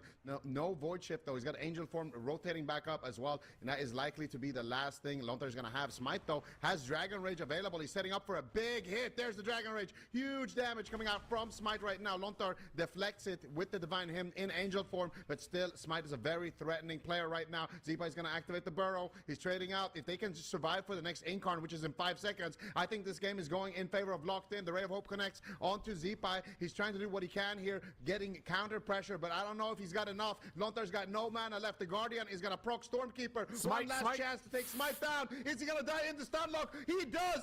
Unbelievable coming in from Zeepai. Cassidy should follow shortly here, trying to do what he can. He knows Lontar's got no mana, but they are going to duck out. Sorry, Aaron, maybe the nicest breakfast ever. I'm eating real quick, but I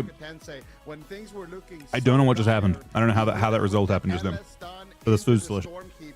And just zapped him down. I feel like if this was like sumo wrestling, Zeepai would have been right on the edge of the line of the circle, just about to be knocked out, and he just leans forward, plants his foot in, and just pushes the other team completely to the opposite direction of the platform and outside of the ring. Look at him. He's at 1%, and he pushes the team back. He comes from 1% health, finds a little opportunity to squeeze through, and shoves them all the way through with that last-second opportunity to be able to pull off a Game 1 win. It's a Game 1 win, but is it replicatable? Can you replicate that for 2 more games? Because it's so intense. I'm not sure. I mean, this was not convincing at all. Like, look at the stun coming out here. So the Guardian actually procs. Zeepai loads up the Stormkeeper, and then he gets the pet stun there from his Fire Ellie into the Stormkeeper stun. And if Smite lives that, it's just over.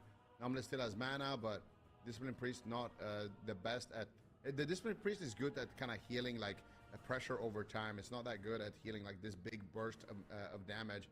It gets through the penance, but the flash heal is not going to go off, and Zeepai with just an insane amount of damage there. It was looking so bad for them there. I don't know if they got a little bit too overconfident. They had the Dragon Rage. They had Incarnation coming up there as well for Cassidy. So in that instance, I think maybe even if Smite played it a little bit more defensive, they could have probably just closed it out with Cassidy's Incarnation, because he popped it right as that kill happened. So a little bit unlucky timing there, but I don't know who's supposed to win this matchup. And I think this is likely what we're going to be seeing from Shibaku. They've been favoring this Demon Hunter Ellie basically the entire tournament. Let's be real here. Nobody really knows who is going to win anything anymore this weekend. Nothing makes sense. It's been a while. This is probably one of the best AWC weekends, I think, maybe of all time, possibly, with the upsets that we have seen. It's easily the biggest upset weekend, to say the least. So, very entertaining series just from Game 1. I almost need a break. Like it just didn't stop. It just didn't stop. There was no, like, you know, sometimes there's a downtime where, like, yeah, we know it's probably going to take 2 minutes. We need dampening to kick in. This one's just like, nope. I don't know. Is he dead? Is he dead? Is he going to trade? Is he dead? He's dead again. That guy's dead. Now we're going back on this guy. Okay, that guy's dead. This guy pre-immunes that. Okay, nice. Okay, now this guy can die. Like, it is constantly high intensity, high pressure between these rosters. They both want it, man. These guys are trying to get into and steal Echo's position.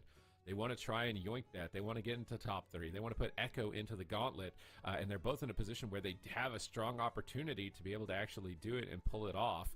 So we're going to Empyrean Domain. It's a large map. Locked In probably saw like, hey, we're winning on mana, so maybe we pick a small map. We can spread out more easily. We're not going to stack for the Demon Hunter double stuns as much. Or maybe they're going to switch, but I really don't think they should. That's the thing, right? Do they want to, what is this? Source of Magic. Redirect your excess magic to a friendly healer for 1 hour.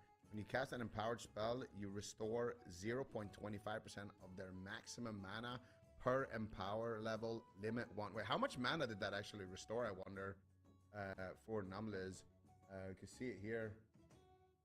260,000? Not bad. Source of Magic, yeah, 260,000.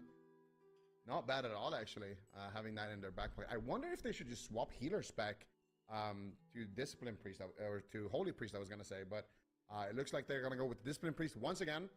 And I like this from Locked In. I feel like this is a composition that you don't get to practice against a lot. Smite is going to be on his Dev Evoker. And I feel like this is... that last game should have went in their favor. I really feel like it was just such a great play from Shibaku Tensei and from Zeepai right at the finish line. You know, it's like they were basically KO'd, but they managed to just get up before the countdown was finished and get one clean uppercut back onto Smite there. What was that move called in Karate Kid where like his leg is broken and he like puts his knees in the air and he's like this and he's like, that was Zeepai. It's just his leg's broken, it's over, like sets it up and just kicks Smite in the face, knocks him out, wins it. It would have been legendary if that was like the series winning game. I don't know if he can repeat that for two more wins in a row here, because Locked In had huge advantages across the board and it felt like they could win the game almost at any point throughout that like close to 6-minute match, and we're spread out right here. I actually wonder what the chat is thinking. Like, is it 50-50? Are they leaning more in Chibaku? Because like Chibaku have some history, right? Like they were a big rival for Echo throughout previous seasons. Now it's a different roster though that's been picked up, whereas Locked In actually beat Echo. So it's like, do I bet against the team that knocked Echo out of the tournament? That doesn't make sense. It doesn't make a lot of sense to bet against them now after they've proven that.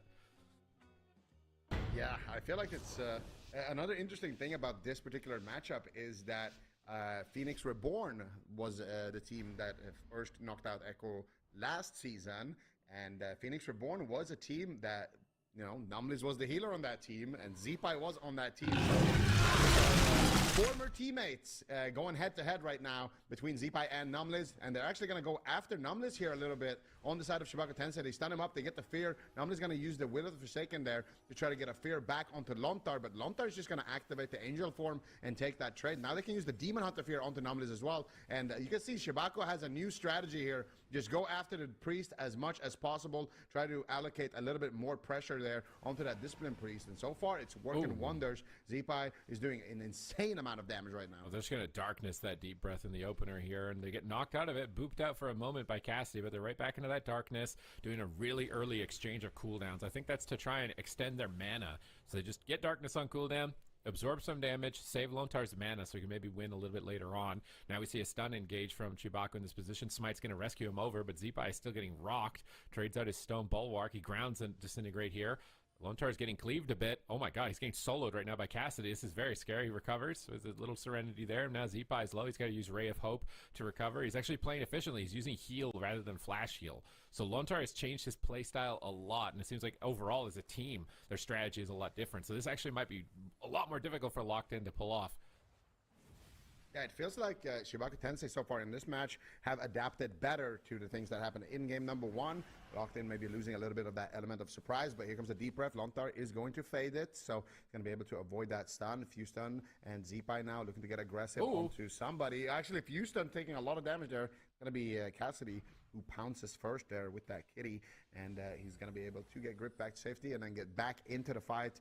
Houston looking for Cassidy, and Cassidy's doing a great job here, just kind of ducking around this pillar, getting back in, applying his bleeds, getting some damage done, and then when he doesn't have stun DR, he's just playing a bit defensive, Now Smite actually gets hexed here, and it looks like they're going to go after Numbles. Anytime Numbles goes out like that in the open, they're going to go after him. They got a full fear onto Numbles. He doesn't have Wheel of Forsaken here for a couple of seconds, so Lontar making a big play. He could take down Cassidy maybe in this. Doesn't look like it. Numbles is going to greed that CC chain, and now they're swapping to Lontar on the side of Locked In. Big damage there onto Lontar, forcing out his Trinket. Divine Hymn, Angel Form coming out there as well, so Locked In showing that Lontar can't just go for these fears without being punished. Yeah, Locked In really put themselves in a good position with that, getting Wall from Zeepai as well as Medallion from Lontar. Houston's Medallion earlier on. Symbols of hope here from Lontar. He's really focused on trying to keep his mana high, but it's costing them a lot of cooldowns and leaving some openings for Locked In to take advantage of, which they may be able to do in a moment here with Deep Breath coming up in about 20 seconds.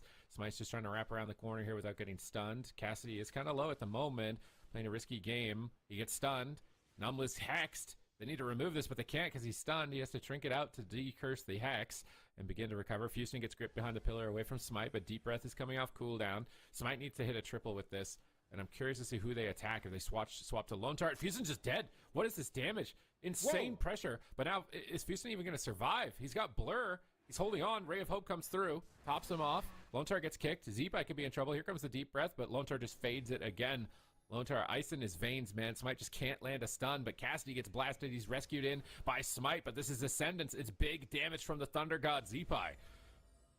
Yeah, Thunder God Zeepai trying to replicate what he did in game number 1 here, but Locked In, they're adapting as well here in the matchup. They're getting a lot of pressure this time around. If they can continue to go after Houston like that in these stuns, it could be a ticket to victory. Lontar is going to have his trinket rotated back up, though. Smite gets wind sheared, looking for some more damage back onto Houston. He actually takes on a huge hit right there towards the end of that stun, but Lontar is there to deflect it with the Guardian Angel. Zeepai dropping to about half. They're just continuing to just pressure Zeepai as much as possible, but Smite is also losing this exchange right now, getting kicked there, and he's going to get the Disintegrate. Here comes the stun onto Zeepai. Big attempt onto the LA Shaman. He's going to trinket. He's going to use Astral Shift. Big Deep Breath coming out now onto Houston. Good cleave pressure once again coming out from Locked In. Smite's going to be at the top of the damage board. Cassidy not too far behind there as well. They get a full hex onto Smite, but it does break the damage. Zeepai could be in huge trouble. He gets DR stunned. Cassidy smells blood in the water. Zeepai is going to go and burrow underneath the ground. Lontar with the Divine Hymn should be able to top him back up there, but good pressure once again. I'm seeing a lot of similarities in that game number 1 here. Zeepai is getting pressured a lot, but counter pressure coming out here onto Smite. He's going to get gripped back and get back into the fight here after Numbles manages to get him back up. Well, Zeepai gets gripped away, but it's still a lot of damage. He's going to activate Ray of Hope. They have Stone Bulwark, but it's a lot of Disintegrate. Smite is using Obsidian Scales here to free cast, so he can't be interrupted. He connects a Fire Breath here in a short second as well. Another Disintegrate. Here comes the hunt. Smite might regret using his Obsidian Scales like this if he doesn't net a kill right now, because his defense is kind of flimsy as a result. But look at the pressure that it's built up. Lontar is really struggling. It's going to cost him so much mana to recover here. He's really having a tough decision as to what he should cast right now. He's just sitting at that pillar, sticking to mostly instant casts, managing to navigate through it, managing to get the team back up. A couple of flash heals, but those are very expensive for Lontar at the moment, whereas Numbles, he's healthy. He's chilling. 50% mana, a pain suppression still in his back pocket. Time stop preemptively here from Smite. He's trying to fake cast Wind Shear. He's not managing to fake cast Zeepai. He gets instantly kicked on the next cast. Going for another Living Flame. Cassidy in a bit of trouble. Rotted down by Zeepai. Is he going to get soloed by Zeepai? Is Houston going to swap back? Doesn't look like it. Lasso out of that. Maybe they are going to commit to the Feral Druid, but he seems to be okay. More Disintegrates coming through. Just a little bit more damage, and Lontar is going to be out of mana. He needs to buy time for his Angel. It's about 35 seconds away. Can Shibaku survive to that point? That is a big question here. 30 seconds away is also Incarnation, though. Here comes the Dragon Rage from Smite. Big damage potential. Taking down Zeepai. What is he going to do? The Guardian, once again, is going to activate. Houston, very, very low on mana. Numbles still has defensive cooldowns here to rotate as well. Still has that pain suppression and still has the Void Shift. So if he can use one of those in that last kind of second moment, it could be huge for his team to not allow Smite to go down. In a situation like this, they're trying to hold on to the defensive cooldowns. Numbles is actually going to pop the Shadow Fiend there as well, just adding in a little bit of extra healing and damage, but he's forced to trade out the pain suppression finally onto Smite. Smite is feeling very confident with that cooldown. Zeepai is taking a lot of damage. He's going to trinket the stun. Big potential there onto Smite, and Zeepai is going to get the Ray of Hope. Stormkeeper gets interrupted this time around. Beautiful quell there coming out from Smite, but Smite is taking so much damage. Void Shift from Numbles gets ripped, and now what is he going to do? They have no more defensive. They need to end the game. Huge damage coming out from Smite. Deep Breath comes through around the corner, but Zeepai is underneath the ground. That was the darkness as well there coming out. out, and I don't know how long Zeepai is going to be able to survive the onslaught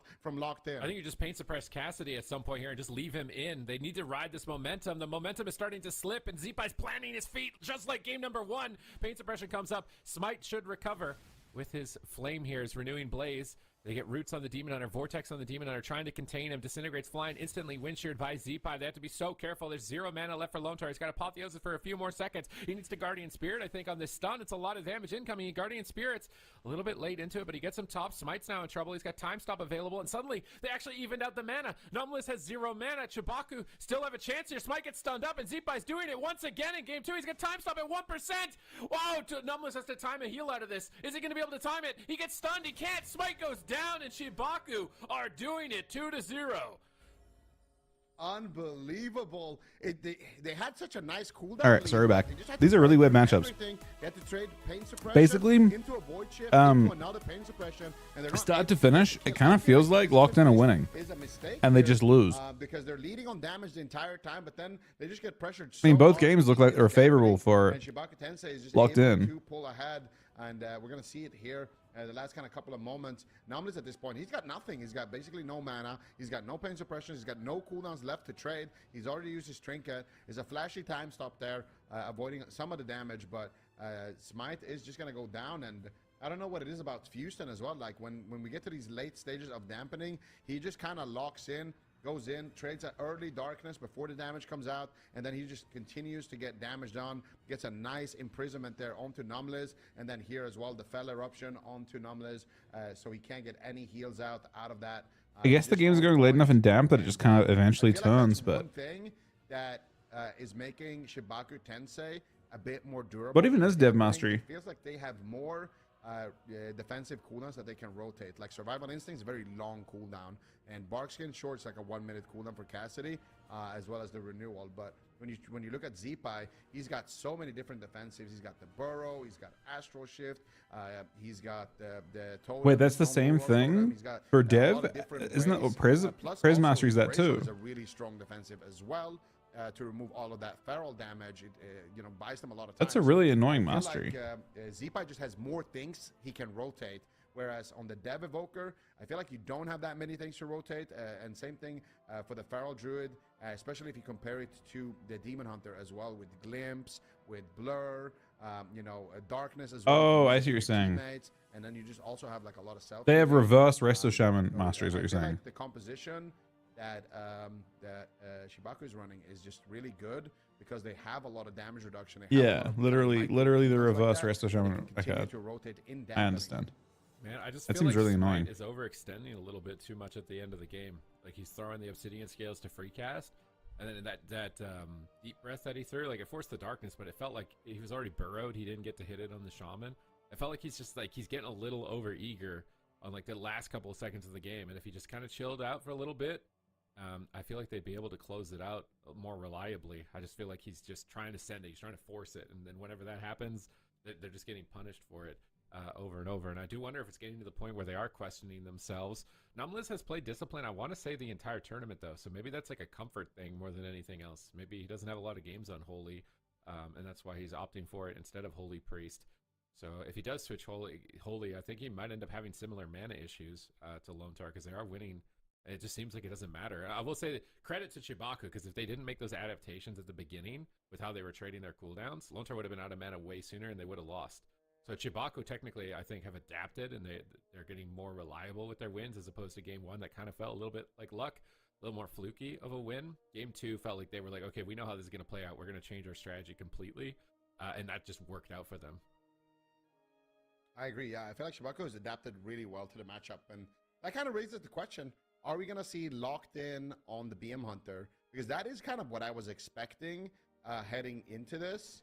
So we'll see if they decide to switch comp, because it does feel like that second game, like the first game, it was so close, and it was like kind of like it was a very like last second knockout that happened, right? But in this second game, it felt a lot more convincing, and we are going to see Smite coming in on the BM Hunter. Shibaku Tensei, if they can win this, they're going to pull ahead on points over Forged RMP, and they are going to be able to close the gap as well between them and Echo by quite a margin. So this is very important for Shibaku Tensei to get the win here. And again, we can see kind of the mana restored here as well for Numlis, Source of Magic doing a decent amount of work there as well. But I do think that having something like a BM Hunter in dampening, the reason why I think the BM Hunter is so annoying and strong in dampening is it just comes down to the simple fact that you can deal a lot of damage while you're not exposing your own positioning. You're not like a Dev Evoker is kind of like close range, mid range, right? You have to kind of be in there and take damage to deal a lot of damage. But a BM Hunter can be a lot more safe. You can kind of just run back and let your pets do a lot of the work. And also your damage is just unavoidable. I think the only downside though is that Ellie Shamans have a really low cooldown AoE root, which can be really difficult for the pets, and Capacitator Totem, Chaos Nova. There's a lot of AoE CC on the side of Chibaku, well. And I think your pets can also accidentally just get cleaved and die against Demon Hunter Ellie. So I don't think this is 100% bulletproof from the side of Locked In, but this is the composition that allowed them to beat Echo. So they're obviously proficient on it. They've got capabilities, and I really want to see this series play out more. It's like, I just feel like it's so close every time. Like if it does end up going 3-0, I don't think that's indicative of, you know, Chibaku being monstrously better than Locked In. It's coming down to just like a couple of micro decisions throughout the game. So hopefully Locked In can keep this series going just for our own entertainment here, observing it, because these teams are very entertaining to watch head to head. Yeah, absolutely. I mean, this previous matchup has been one of those entertaining ones. Like that game number 1 was such a good game, actually. And just in general, like the amount of chaos that these two teams have brought today have been so fun to watch, because like nobody's ever safe. Like they're both at 50% HP, and sure, the games are dragging on a little bit longer, but that's because people are playing super well defensively. Like these games could easily just end in the opener, you know? Like if I played on one of these teams, the games probably would end in the opener, you know? But we're going to see Shibaku Tensei here, match point versus Locked In, elimination series. Winner will jungle now. Again, I actually think that matchup looked good. Like it was a good pick, I think, like so. For them. And they sweep it 3-0. The jungle cleave coming out now from Locked In. Oh, they are getting cleaved at the moment. Smite is on the run trying to kite, but he's stacking up, and that's just creating chaos for Numlis. Everyone is dead at the moment. Numlis goes for ultimate penitence. He gets wind sheared on it by Zeepai. What is this damage looks coming out from Chibaku? Numlis not good for it again. so he gets far. Imprisoned on it. They're just not letting Numlis play. He wants to get that ultimate penitence off so bad right now. He manages to recover with Radiance charges and a pain suppression. Lontar sitting through a Cyclone. Fuston seems to actually be the target. He's got no trinket. They catch him in a stun. Nice bash on Lontar. Excellent setup. They need more crowd control. Lontar trinkets immediately to recover, and the Demon Hunter does seem fragile. I feel like we could be even just one more good setup. Maybe they just kill him with damage. What's going on? Fuston, he has to get out of there. They played Dev, yeah. Dev Feral 2 games. The next setup, or pre-Darkness the next setup.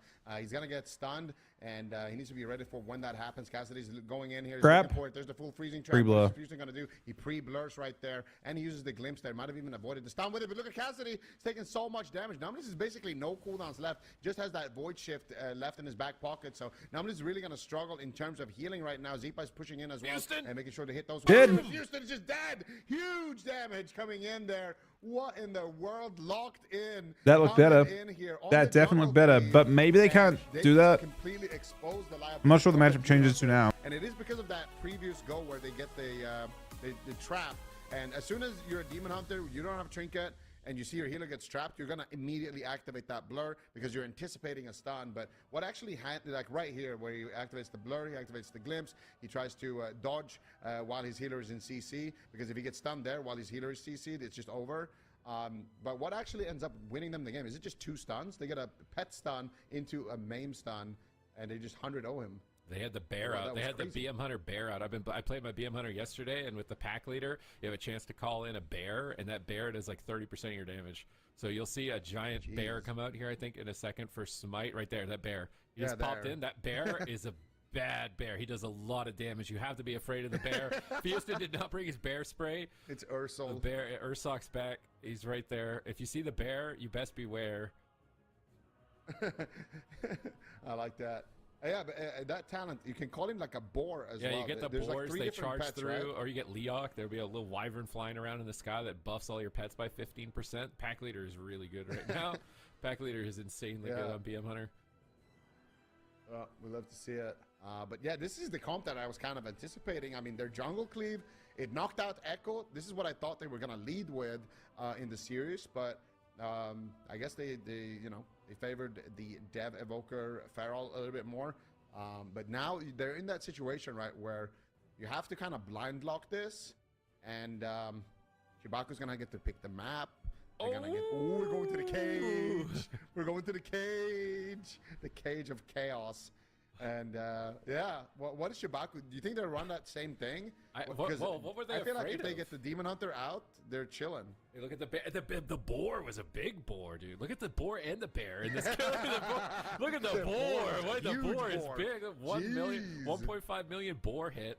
1 million bear hit. 1 million boar hit. I guess the bear is just as the boar and the bear are scary. The boar is actually crazy. But the boar is that's a big boar right there. Okay. Oh, they're just doing it again. Yes. I wonder what they were afraid of. Like, why would they bring in the Dev Evoker instead in game 1? Maybe they thought it would kite the Demon Hunter or something. Maybe it's tough to get uptime. Lontar's going on Druid instead of Priest as well. Okay. Alright, so they're bringing in a tree to calm the pets down here from Smite. See if that works. I don't know. We're going to the cage. I thought actually maybe we'll see Houston on a Windwalker, but I don't know. Seems like Houston is just going to opt for that Demon Hunter. If you're locked in though, are you sad about this? I don't know 100% anymore because now I'm just sitting here like, why didn't they just play this to begin with? Like. I guess it looked sketchy at the start. It was just like everyone's dead. They used every cooldown in like less than 30 seconds. But maybe that's just also like experience in the matchup. Maybe that'll get cleaned up a bit. And if it gets cleaned up, then it's going to be even more difficult. I think that the Trank Darts and the Purge from the Priest can be a bit difficult for the Druid. But maybe he's just thinking he can just go tree time. And he gets tree time way more frequently than on the Holy Priest. Wow. And that could be like the big differential for him on Druid. Yeah, he's gonna be able to immune a lot of the CCs too with the Ancient. But then again, you give up the Holy Form, which basically does the same thing. So it's interesting. We'll see if it works out for him. But yeah, I think you're not too sad about this if you are on the side of locked in, because it's basically, I think the big thing for them is that they want to have a target that they can just eliminate in these stuns. So if they can connect with the double stun plus a trap, that's going to be huge for them. And I think keeping the Demon Hunter in for that is definitely a risky pick, but Fusen has been performing so well on the Demon Hunter as well that if he does get those pre-glimpses, he does get a pre-blur, if he does kind of avoid taking the full damage of the stun, he's going to be chilling. I just played my BM Hunter last night on Cage of Carnage, and I remember why I hated it is because your pets just run laps trying to figure out which direction to get up. This is a map counter pick to BM Hunter, I swear. And now the Druid also gives them an extra AoE route. So they're going to have 2 AoE routes, and they can jump up and down on the platform with the Demon Hunter and the Shaman, so they can get resets on the pets. This is really heads up from Chibaku. What? They're just killing the healer. Jump back up. Oh my god, they're going after the healer. Numbless taking a lot of damage here in the opener, but he doesn't trade the pain suppression. Dark Archangel coming out, the PI as well, doing some work here, and they're going to go after Houston once again. Houston hasn't traded any of his defensive cooldowns, though. It doesn't look like they're going to be able to land anything onto Lontar right now, but Houston is dropping low, half HP. What are they going to do? They're actually going after Cassidy. Cassidy's taking so much damage. Everybody's just getting cleaved right now. Full Hex onto Smite. Manages to get out of that one with the Dispel there from Cassidy. And so far, a very chaotic opener on the cage. Silence on Lontar. Houston the target. Blur, I think, is just about to end. He gets caught in a stun. Trap on Lontar. Z-By stun. Nice to take him out. He's ventral retreating, extending it with the double jump. Buying time for Lontar.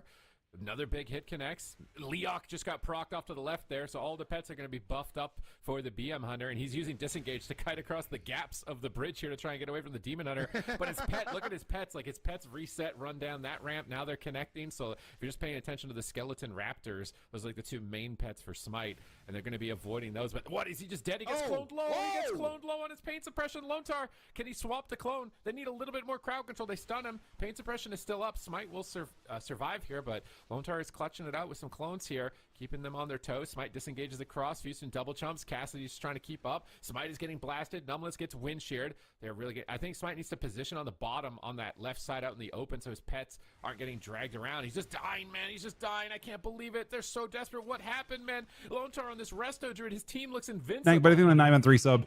Yeah, thank you, Grim, for the 29-3 sub as well. Once again, gonna be sitting through a full freezing trap here though. But Houston, he gets some behind the pillar. This could be an opportunity. Big damage onto Houston. He gets the Iron Bark before the silence. Doesn't Trinket melds instead. Defense for Houston to survive. He doesn't even use the blur here, and I completely agree with you. I think they just need to stay kind of in the open field here. If they keep playing, so we've gone Druid instead of Priest. Getting a lot of value. And look, and we got subtotal. Like it looks like they're ahead. He's gonna lose a lot of damage. Look at Smite's damage, actually kind of low. Oh, I see. The situation that he's in, but manages that's what the devs for. Get the blur finally from Houston. Klepto against Druid. They finally get it. Big, actually. Oh, that was heads up by Houston. I think he stunned himself on purpose. I think that's what we're looking at here. Blur active to make sure to deny the goal, but meanwhile Smite is just getting cracked. So much damage coming out. Survival of the fittest plus pain suppression. Exil heal is coming out as well. Roar of sacrifice is coming out. He's dying to everything. Lothar going for the game-winning play, but Cassidy stops it there. Beautifully done, but it's not gonna. I think this particular matchup that you're seeing from Chewbacca at this point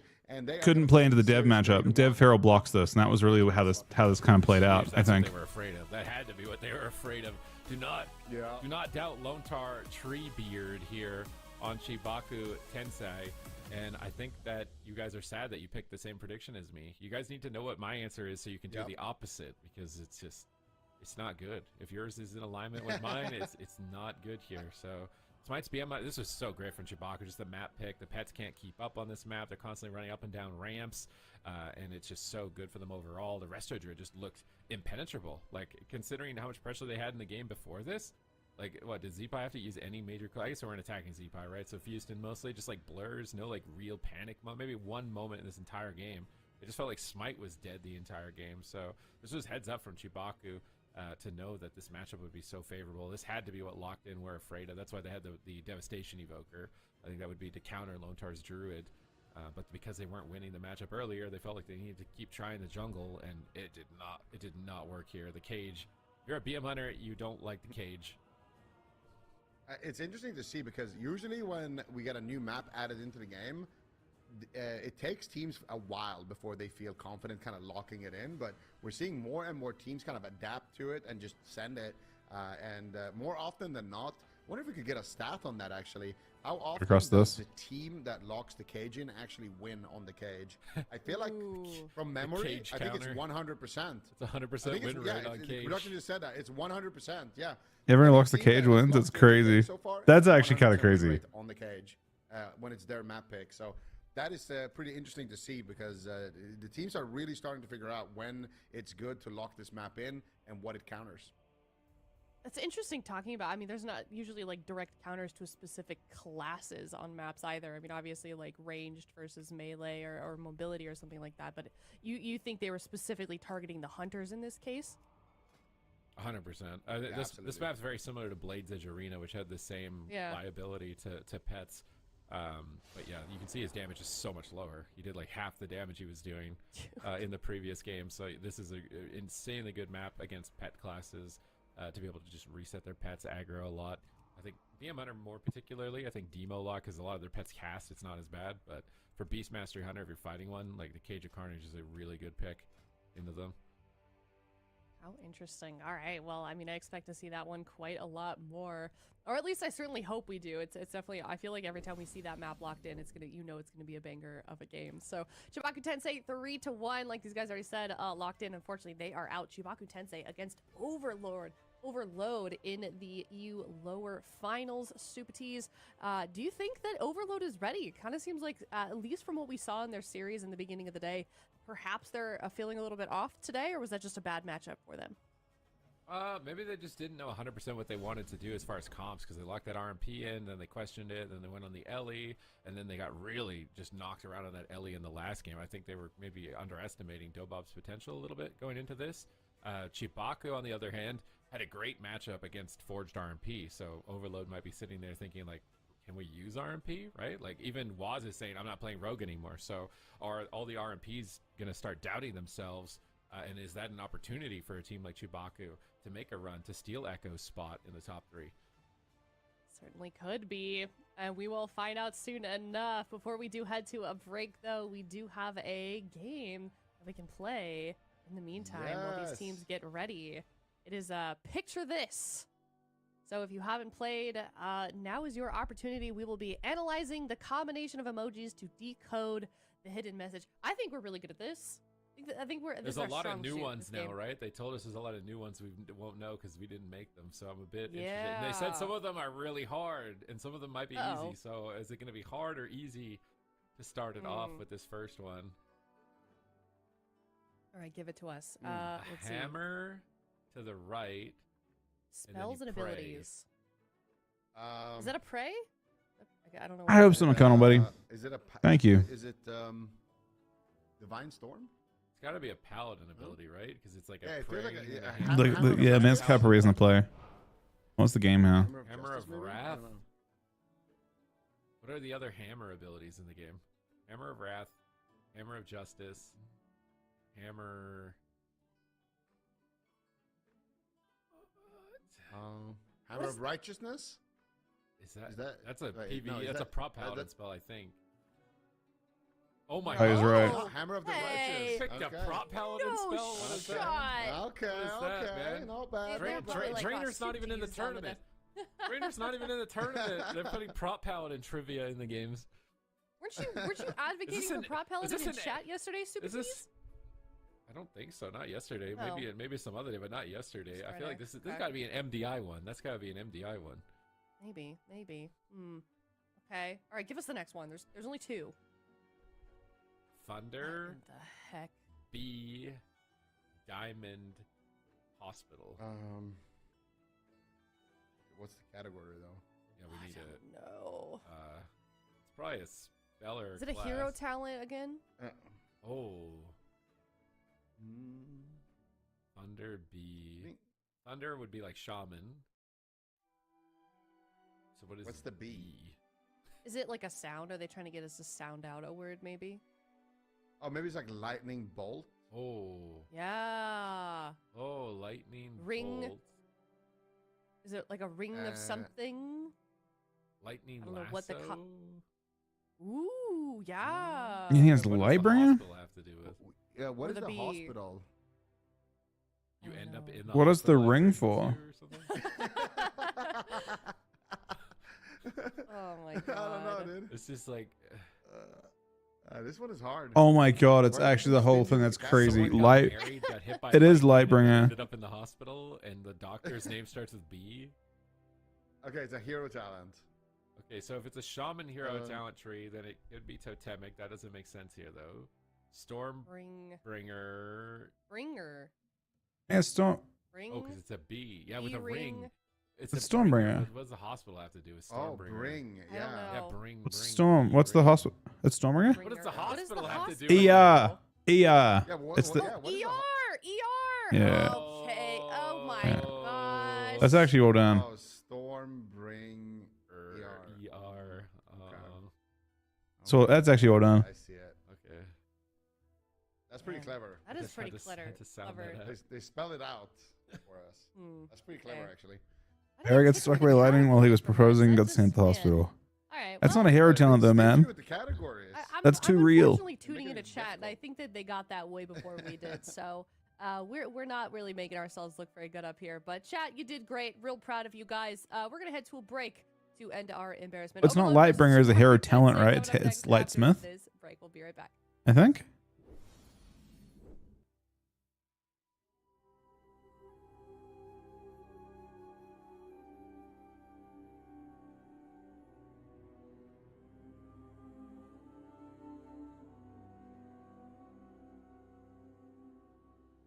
Astus Duval, yeah. I lost it a bunch last night. Yeah, they're looking for hero talent trees, I think, in that case, what they're looking for, right?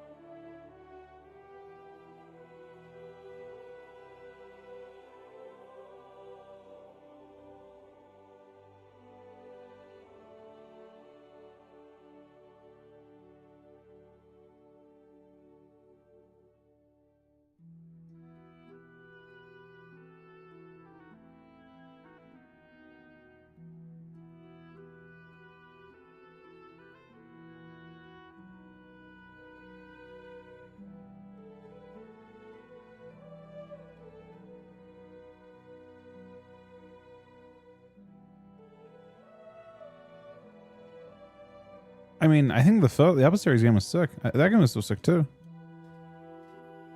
Had interesting possibilities.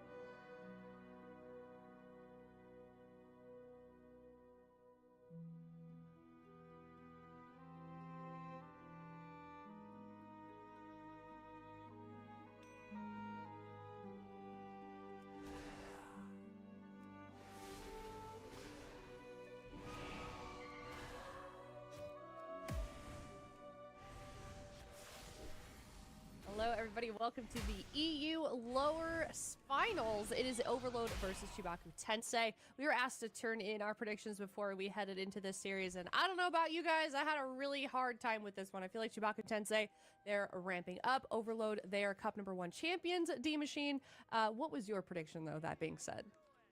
All right, so this is my rationale. I saw Chibaku Sensei that one of the time, like, they lost previously to a Rogue Mage, but this time around they seem to have Rogue Mage figured out. They beat Forged Rogue Mage 3-0 with this Elemental Shaman Demon Hunter composition, so it seems like they had that figured out. But then they also went up against Locked In, and Locked In wasn't able to kind of like out attrition them, if you will, out like spread pressure them.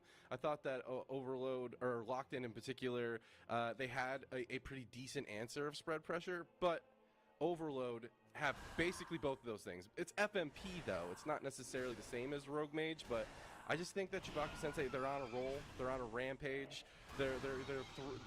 I saw some of these games against Chibaku Sensei get so close. They kept their composure. They rotated their defensive cooldowns. They brought the game the distance. And I think that's exactly what they need to do against a team like Overload. So I actually had them winning 3-2, or 3-1. I was a little bit more aggressive. I was actually in favor I actually of had it 3-0, and I deleted it and made it 3-1 because I don't know. I feel like a team like Overload not winning a single game seems crazy to me, but crazier things have happened so far. Okay, all right. Elliot, you said you had a very aggressive prediction. You want to talk about that? 3-1 Overload. Complete opposite of 3-1 Overload. Yeah. Oh snap! I think Overload 3-0. I think they're going to be locked in. They're looking good. I mean, obviously, I went with Chibaku Tensei in that last one, and they did do a great job. I'm going to be honest. Like, I was watching the games upstairs on the couch, and it seemed like that evoker pressure was really going to overwhelm them, but somehow they found a way. I think this is going to be a little different, though. I really feel like TJ on that Feral, he's looking really solid, and I'm believing in the TJ dream. Okay, let's reveal Supatis and Zico. Definitely curious as to what they put. Okay, so we're kind of split on the desk. We're a little mega bit. split. Yeah, I'm in favor of Overload for this one, 3-2. I agree. I think it's a 3-1 or a 3-0. I still think. I just think that Chibaku don't have We're in the top some very important comps. These teams are so good. And They don't have a mage. Kind of rough without a mage, I think. Incredible. So I like how you keep calling them Sensei too. It's like it's meant to be. They're the Sensei, Chibaku Sensei. That's right. That's right. The experts, yes. Okay, well here's our predictions leaderboard. Geez. Okay, D-Machine. Okay. I'm owning. Pop off. You are. I love that Astra is still competing in the brackets. Super Cheese is just done. He's been eliminated. This is horrible. Oh my god. Okay. I love that. Go ahead, D-Machine. You were gonna. Nah, man, listen, you off. said it all for me. I'm incredible. I'm amazing. There's nothing much really left to say. Super T's, on the other hand, he has opportunity to improve, you know? Oh, they put the star in there. Why is they it put bigger? It in there. It's even I don't larger. know. It's a different type of star. Does that mean they believe more in him, less in him? He gets a gold star for trying, you know? Yeah, this is horrible. He's not even here to defend himself. That's the best part. I definitely feel like this is kind of like a solo shuffle rotation for me, where I do incredible. I get 300 points in an afternoon, and then the next day I lose 250 of them. So, and that's exactly how this tournament has felt. Like, so many upsets. I mean, we talked about it before. Echo's God. They're God. Yep. Overload, though, are looking like the new overlords to your previous point, Aya, of the EU bracket so far. But they have to earn a spot back up to face Dobob against a team that's been seemingly on a rampage, Aya.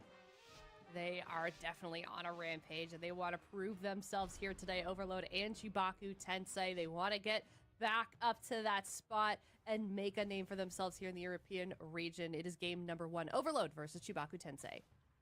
All right, here we go. Rogue Mage Priest versus the Demon Hunter Elemental Shaman. Decent setup here. Oscar taking a big eye beam. He displaces away. Ice Wall tries to drop down, but Zeepai is there to deny. We're seeing a classic here. And hacks large amounts of damage available here for Zeepai. A general classic. Safety. Both these players and both these teams are just trading out as much as they can in the opener, trying to deny the initial burst damage. Seems like a double fear, though, as Fusion's isolated here, and a quick opportunity for the Rogue Mage finally, through all the disruption of that opener. The Elemental Shaman, Demon Hunter doing a good job being disrupted. Double fear onto the DPS. Oscar still at half health here. Guardian Spirit's going to proc him way up, getting that huge Serenity heal. Zeepai now caught into that cheap shot as well. Cheap shot, follow up into a full ring. Fusion caught into the stun. He is going to catch his own Guardian Spirit, and it looks like both teams trading blow for blow so far. But that opener just seemed completely shut down by Chibaku Sensei. If they can continue to do that throughout the game, I think they can go the distance against a Rogue Mage once again.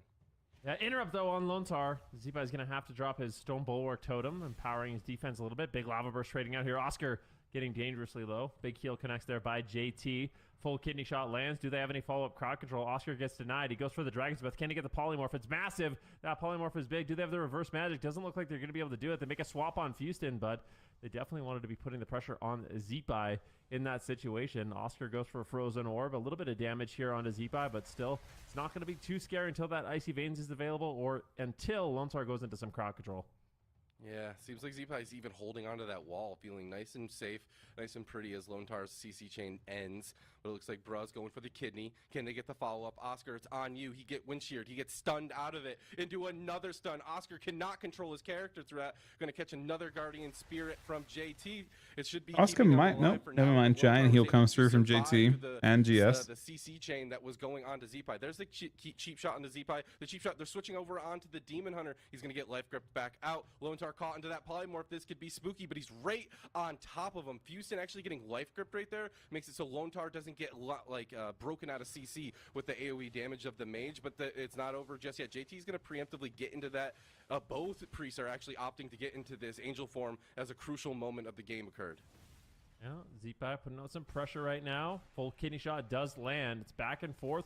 Lontar has a massive mana lead. Like, it is not even close, but a health lead definitely in favor. Zeepai getting so low. They have the Guardian Spirit. Does it trade Astral Shift as well? Oscar hit going him first. Polymorph. It gets interrupted. Ooh, but this guy Ray came through. Here from JT. Can they make it positive? Can we look on Red on Tuesday? Wait, are you memeing or not, X? I don't know if you're in the. There are people that are doing it. And there are people that are really happy about it. I feel like Reds looks sick personally, but I know that people are doing on it too and saying it's kind of nothing. The swaps on Demon Hunter, but it doesn't seem like they have the. I feel like it's about, from what I can see, it's about a 30% damage boost during your wings.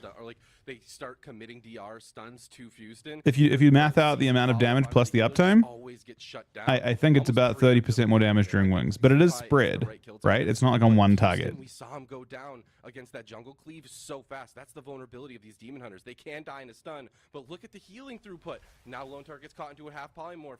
I think Affliction looks interesting too. They're a bit squishy, but yeah. They're swapping the pressure out onto. I mean, I don't think I nerf it necessarily, because the interesting thing about it is, McConnell, it's one of those things where, like, it's not going to have a huge impact on your scoreboard damage. It really shows the difference between someone who does, like, really consistent scoreboard, like, pad damage, and, like, when they're buffing, they're only buffing, like, 12% of your damage. But it's all at a perfect time. It's the perfect buff.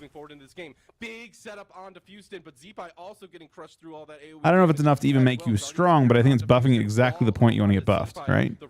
Like when Death Knight's got buffs last week, and they're like, they amounted to about 9%. But the 9% was spread out across every single global, right? It was actually spread out across the entire game. It wasn't like only during your CDs. It was more significant. It was like a 9% damage to your CDs and a 9% damage increase to your outside of your CDs. There really wasn't anything. Whereas the change to the ret thing is focused entirely on when you have wings up. And I think that's just like a really powerful change. Gets interrupted on Frost, shimmering away Exactly. I mean, Rhett's not going to kill anyone when Wings is down, right? I mean, it's unlikely at least. You're most likely to get a kill during your cooldowns. So buffing your cooldowns potency by 30%, pretty fucking good for Rhett Paladin. It's going to be a lot easier for Lontar to heal on this matchup, and that's where the question is what types of Rhett comps will do well. And with, I mean, I think Rhett traditionally does well in a rogue mage meta. I think Rhett Paladins can do great too. I just don't know if we're in a rogue mage meta or if we're in, like, I feel like the feral mage is not as strong. Because feral mage isn't about setup. JT's gonna force that guardian spirit out. Next go from Zeepai's damage. Max Cupid, maybe. I don't think you want burst. You want sustain. He's taking a huge amount of damage. No CC. Hey, Lemon, we're good. Thanks, buddy. For him, as the guardian spirit was on Oscar throughout all that. Now in imprisonment, Zeepai locked out. Yeah, Brett Demo. Lontar has got guardian spirit, but he doesn't various cleaves. I mean, Brett is a class that you can cleave too. Like Rhett Warrior seems kind of insane as well, potentially. But maybe the wrong type of damage still. Oscar's positioning just kind of Rhett DH, Rhett Windwalker, Rhett Rogue. He has to sit behind the pillar the whole time. He's trying to get this polys. He does get Rhett BM. What can they get done? Rhett Demo. Immediately going to respect that damage with the wall. Looks like he's going to be A-okay for now. Lontar looking to get aggressive. I think Rhett Mage would be pretty sick if you had an MS. Yeah, let's see if they can do it. Zeepai right now loading up a lot of damage once again. Ice wall. Comes down. A beautiful setup. Houston. No, they're going to be able to take him he's down. dead. He's dead in the bomb. Houston No. gets the nether walk off. That's what crazy. An incredible swap there. That ice wall just completely isolating Houston. But now it's Oscar on the back foot. JT's got no mana left almost whatsoever. Double Fear comes in. Chibaku Tensei, they barely survived that last. I mean, Red setup. Feral Now also has a they good can damage push profile. Oh farther my god, in, that's a and Oscar block. Is forced The into final potential block. Final ice block of this game. Not really too much defense. They're not on ahead. JT doing what he can. Maybe going for a drink, but he's got the elemental on him. It's going to be really difficult. Going for a divine him, getting a little bit of free healing. Lontar at the same time. He's going to keep that lead. Both these priests right now can't be CC'd, spamming out the free heals, but inevitably Lontar still will have a lead when this fades. No block, no guardian spirit, no trinket on JT, and almost no mana. Chibaku Sensei has this game in the bag, but can they make something happen? Cheap shot, polymorph, cross CC up the yin yang. Zeepai all alone, chastise stun to follow it up. Zeepai, is this gonna be it? Is this gonna be the win? I mean, it's a super close game either way, but it does look like JT's going to go out of mana first here. But he survived. Gets kick, killing spree. That health swap available to him if he so needs it, but We've got Burrow. We've got no trinkets though. We don't have an ice wall or anything like that. We need to survive 45 seconds, but that's not happening. We've got swap. We've got Ray in 2 seconds. Kidney shot from Bruh. He wants to slow the game down into the cheap shot onto Zeepai. Is this going to be enough for Oscar? The reverse magic onto Oscar, putting him in his own ring of frost, getting his healer, keeping him aggressive. I'm assuming that's a big ray. I'm hoping it's not. It was a death ray. It was a death ray. It was a death ray. Oscar is still alive. Somehow, full fear lands onto JT to follow it up. Did now. Okay. And he can't. This is game number 1 against Overlord. I've heard people saying they think it's of no impact. I think people have. I went 3-0 and people Overload, but that was a really. So I've heard people come in and kind of say Axton like it's only buffing, like it's buffing an ability it takes for a small amount by it's insignificant, but it's not really the way I look at it. I think people just look at it in terms of like, 10% damage is not going to save Rep Paladins, and that's true. 10% damage is not going to save any class unless that 10% damage all happens during the moment you need the damage, right? And it's more than that. Like if Dawnlight, for example, has 0 impact outside of wings.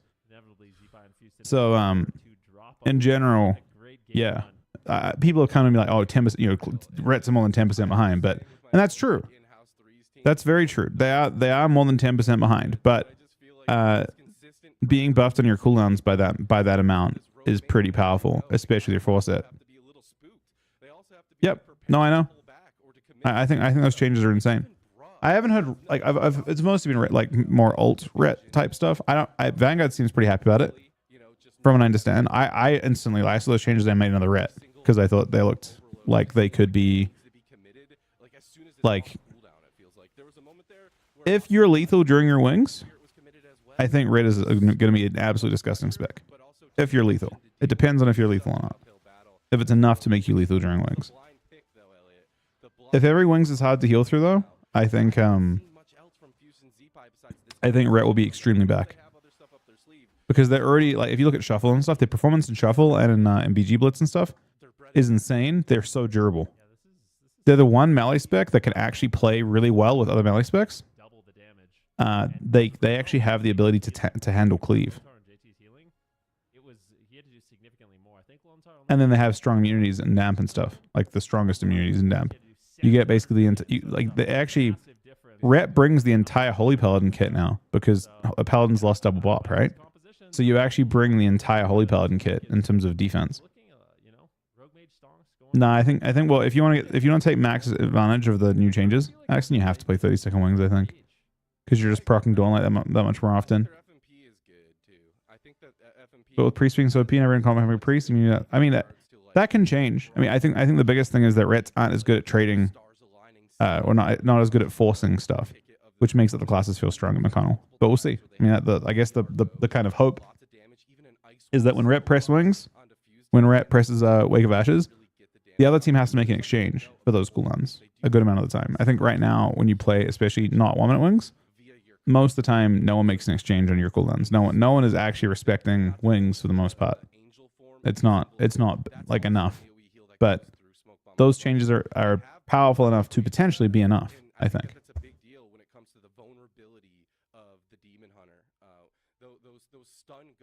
So we'll see.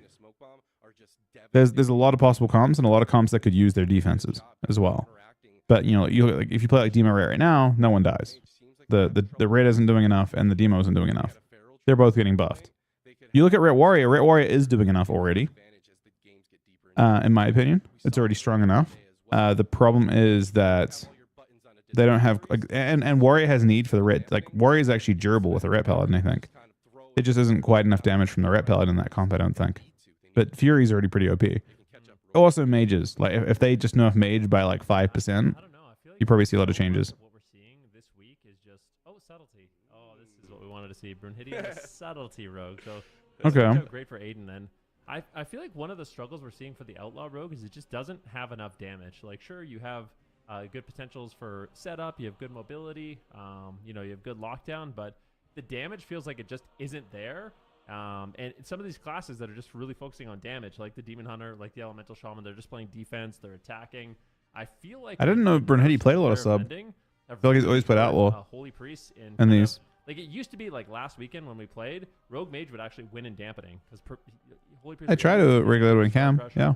With Prayer of Mending, now it seems that is not the case. They're going out of mana way faster, and you're actually seeing these kind of damage-oriented comps come out ahead. No, I wholeheartedly agree. I've been playing a bit of my Holy Priest as well, and I feel like a lot of the times I'm not going for that extra Holy Fire. Maybe I don't have those globals to get those purges off. I'm feeling like I need to sit on that pillar. I'm even going Symbols of Hope. I wasn't even speccing into Symbols of Hope before. So priests are definitely feeling it, especially these setup-oriented compositions. I think a sub-rogue is a good choice simply because I love to watch them. But like they have the control that you need to be able to like put in. Well, Fury's got a problem where they get when you play red into a mage, you give the mage freedom, or you have to cancel it instantly on both. Damage is a lot more on demand. Like there's no like RNG roll. It still provides a bit of benefit, but it's generally just like breaking a Nova and then immediately both cancel. Perhaps ideally. Maybe this is a new potential kill target, but I don't think so. They still got vanishes, you know what I mean? I still think the right kill target for Chewbacca Sensei is going to be that mage once again. So if anything, this is just giving Bruz like freedom to move around the map, a little bit more potency. Oh, that's interesting. Yeah, no, that could be true. I don't know if I've seen Adrid with it. Focus damage, which is nice. That I feel like people mostly play with aggro. Actually, I think some played it that way. I've seen that last game play out again, except when that ice wall came down and we saw Houston stunned out of line of sight. Rena's playing that. If it was a subtlety rogue. Yeah. That's the difference. Is the subtlety rogue is going to be able to do. Yeah, that comp could be that team could just blast everyone next week. If Rogue Mage can't beat it, they could actually blast. They could actually just win. Great Warrior could just take over. Aiden on Outlaw, it did not look good. Once he switched to subtlety, it looked like a totally different team, and it seemed to fit the playstyle of Rogue Mage just a lot more. So I'm really curious to see if this is something we continue to see. Like, if this works out, is Waz going to start, brushing up on that subtlety rogue? Because it could be exactly what they need. I think so. I think this is the way forward, especially with the palm nerfs that you mentioned. I think you need you don't have as much options to go. Let the Reds run free. You need to make a play, and you need to find those openings. And honestly, it's been a while. Capitalize on mistakes. It's been long enough, right? It's been like 2 years. Trinket or a Feral Druid, for that matter, out of form.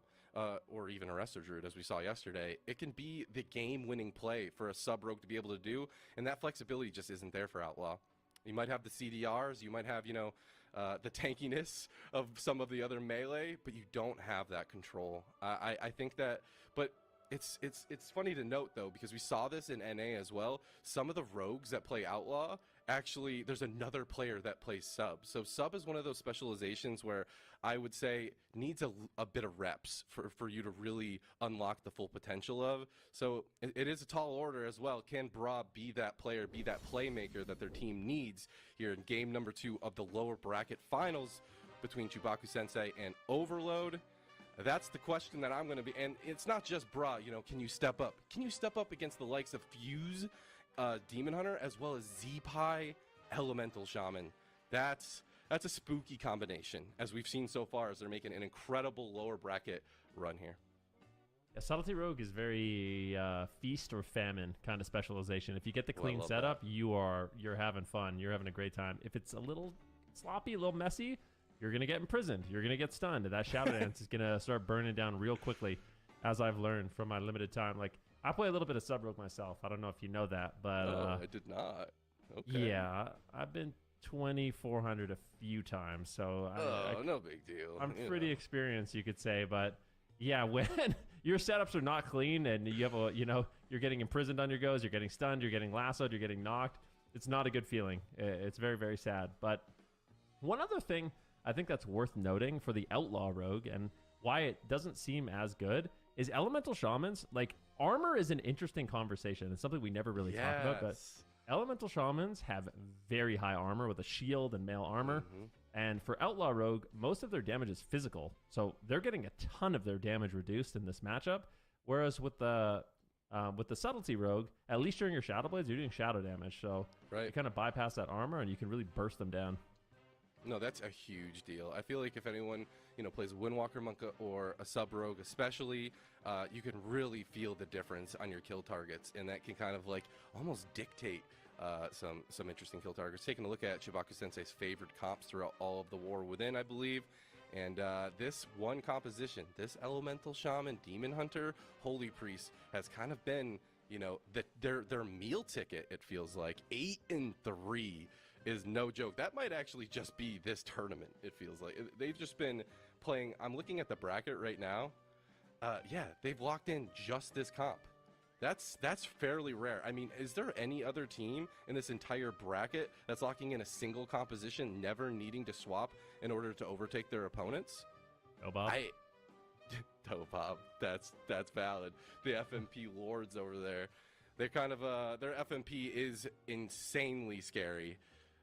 Look at them, 10-8 on their Feral. They tried the Rogue once, binned it right away. They're like, why have an Outlaw Rogue when we can have a cat that can go into bear form whenever he gets swapped to, or spread that pressure, get those primal wraths out, get rip on everybody, get those quick proc bites. One thing that was kind of interesting there about Dobob and their Feral Mage Priest, like, I'm thinking, man, that team is owning, and they are. But if you look at the record, they're only 10-8, so every series is close. Like, they almost have a 50% win. Like, that's we got a remake. Yeah, it happens. That's totally true. I'm not even gonna lie, dude. These 3-0 series that we've been seeing today as well, or even 3-1 situations, they don't really tell the full story. That, like we talked about it earlier. This team, Chubaku Sensei, they went 3-1 against Locked In. But how many times did Fusen's health bar look like it was like 0? There was like quite a few times where, like, especially when they took out the Jungle Cleave, I thought that I was gonna go to a 3-2. I thought it for sure. Overload, however, they have the FMP available to, or they go with the Feral Elemental Shaman Holy Priest. I feel like that's like a counter composition that they have in their back pocket, but still favoring the Rogue Mage Priest regardless. It's interesting. You know what else is interesting? How come it seems like in North America, everyone is just favoring Windwalker with their Ellie Shamans, but in Europe, they're like Demon Hunter as kind of the side. Like, that seems or like... Feral even. Yeah. I think I prefer the Feral than the Windwalker. I know that's blasphemous. I'm a Windwalker huge fanboy. I think Windwalker is so enjoyable to watch, but it is so frustrating when like your multiplier window where you're getting the strike of the Windlord, you're going for your slicing winds and you get rooted. Or I just feel like there's a little bit of ramp as in response. The Feral Druids, they're getting their rips out everywhere, and even when they're getting CC'd, they're getting value, right? Because those bleeds are no joke. I can't tell you how many times I've got a kill in CC on my Feral Druid with Incarnation up because the bleeds and all of the dots that I have up are just so overwhelming in and of themselves. But here we go. Game number 2 is underway. Both teams sticking with the same composition, but with sub-rogue on Bruh. We'll see what he can get done for his team. Can he get a sap? It doesn't look like it. Combat is already happening, and they're going on to Z-Pie in the opener. Huge damage onto Oscar. That's the Guardian Spirit. That's the Angel form. That's the Divine Hymn. Now Bruh getting swapped to as well. Ice Wall, though, goes out, trying to isolate Fuse, but he slips out of that. That was so close. That's what I'm talking about, though. If it's not clean, Houston, they needed to pre him somehow because Houston, he just meta immune, then he glimpses, then he gets gripped on the kidney, and they just completely denied that setup. So you really have to have clean setups on the subtlety rogue if you want to take advantage of the specialization. That was a Shadow Blaze, and it basically nothing done with C5. Might just die. Okay, that's some serious damage incoming. Massive pressure there from Brunhilde and Oscar. Okay, they strike back. They get a few cooldowns. Yeah, it seems like it. Chastised out onto Oscar, just trying to slow down these veins for now. Out from JT. Look at JT just forcing his mage to rotate with him. He's like, dude, that was a spooky opener. We almost had that block, but they got away with it. But both teams, there's the Polymorph, big CC. Nope, not going to be followed up just yet. A nice stop by Houston. Double DB to follow it up, though. It looks like Lone Tar is going to be completely fine just trading out that Guardian Spirit on that go. That's another DR down. That's another go they cannot do. And Oscar just is in kite mode yet again. Yeah, Houston has been doing a great job on the Demon Hunter, coming in with the reverse magic and might just kill Oscar. I mean, this is insane. I don't know. Brunhilde's in trouble now. He evasions, but he's caught into the stun. They're taking him down. Lightning Lasso to follow up the Chastise. It seems like he will hold on. Overload. They need to figure it out. They haven't forced out many cooldowns. What are they going to do? Full kidney shot on Lone Tar? Where are they deciding to go? It's a cheap shot here onto Z-Pie. Can they take him down? Where's the burst damage? Shadow Blades are active. He could easily just get soloed. Massive damage incoming. Z-Pie leaps out of the bomb. Heals will connect. That is also going to be the darkness. So Houston's really not messing around here. No, he absolutely is not. That was a crazy go. And you know what's crazy about these swaps that brought? Oh my God, Oscar could just go down here. Guardian Spirit as well as Angel being committed by JT. And this constant pressure, these constant swaps. There's the wall. Looks like it's going to be completely fine for Lone Tar to negate, but he's caught into a fear. It looks like he's able to get out of it. Maybe that was a tremor totem. Not entirely sure, but Lone Tar and his team are doing a fantastic job rotating through all these defenses. But all these swaps in the Bruh are going to force those Serenities that can't then be used on Oscar. This is Ray of Hope going to go ahead and slow the damage down, but he has to make sure it's positive, and it's very positive. Just dead but it doesn't again. matter. Oh my God, no block. Final block is committed from Oscar. Only a health swap available. They're swapping the damage over on to Bruh and JT, and Chubaku Sensei, they have all the momentum in their favor here. They are absolutely owning, but Houston gets caught into the Sun Trinket Nether. He is not messing around. Once again, I think that's an intelligent decision, but he's low. He's not out of it yet. Lone Tar is caught into a sap. What are they going to do? They don't want to throw away the game. They're so far ahead. It looks like Houston will recover. Lone Tar is almost completely full mana. JT is just having a heart attack this entire game. Z-Pie and Houston's damage is just sky high at this point. Houston cleaving a little bit. He rolls over to JT just for a moment. Can't connect any crowd control just yet. He gets chastised, though. This is the pre you want to see. Houston, he's got no trinket. Is there damage? Unfortunately, Oscar was in a hex. He goes for a full polymorph. Wow. Isn't able to land it. Great denial there by Z-Pie. Yeah, there's Blades and immediately in prison, just like you said. He's like, as soon as you want to have fun, this Demon Hunter is ready to put this rogue in jail. Oscar, though, he has nothing left. If Houston can reconnect, if Z-Pie can get the damage out, it could just be game. Lone Tar has so much more mana than JT as well. This RMP, it just feels like they are flailing. There's the kidney shot. There's the polymorph. This is the go. No trinket available. Into the follow-up cheap shot. This is Guardian Spirit. A huge Serenity heal and the trinket committed. Sorry, I was talking to Aaron.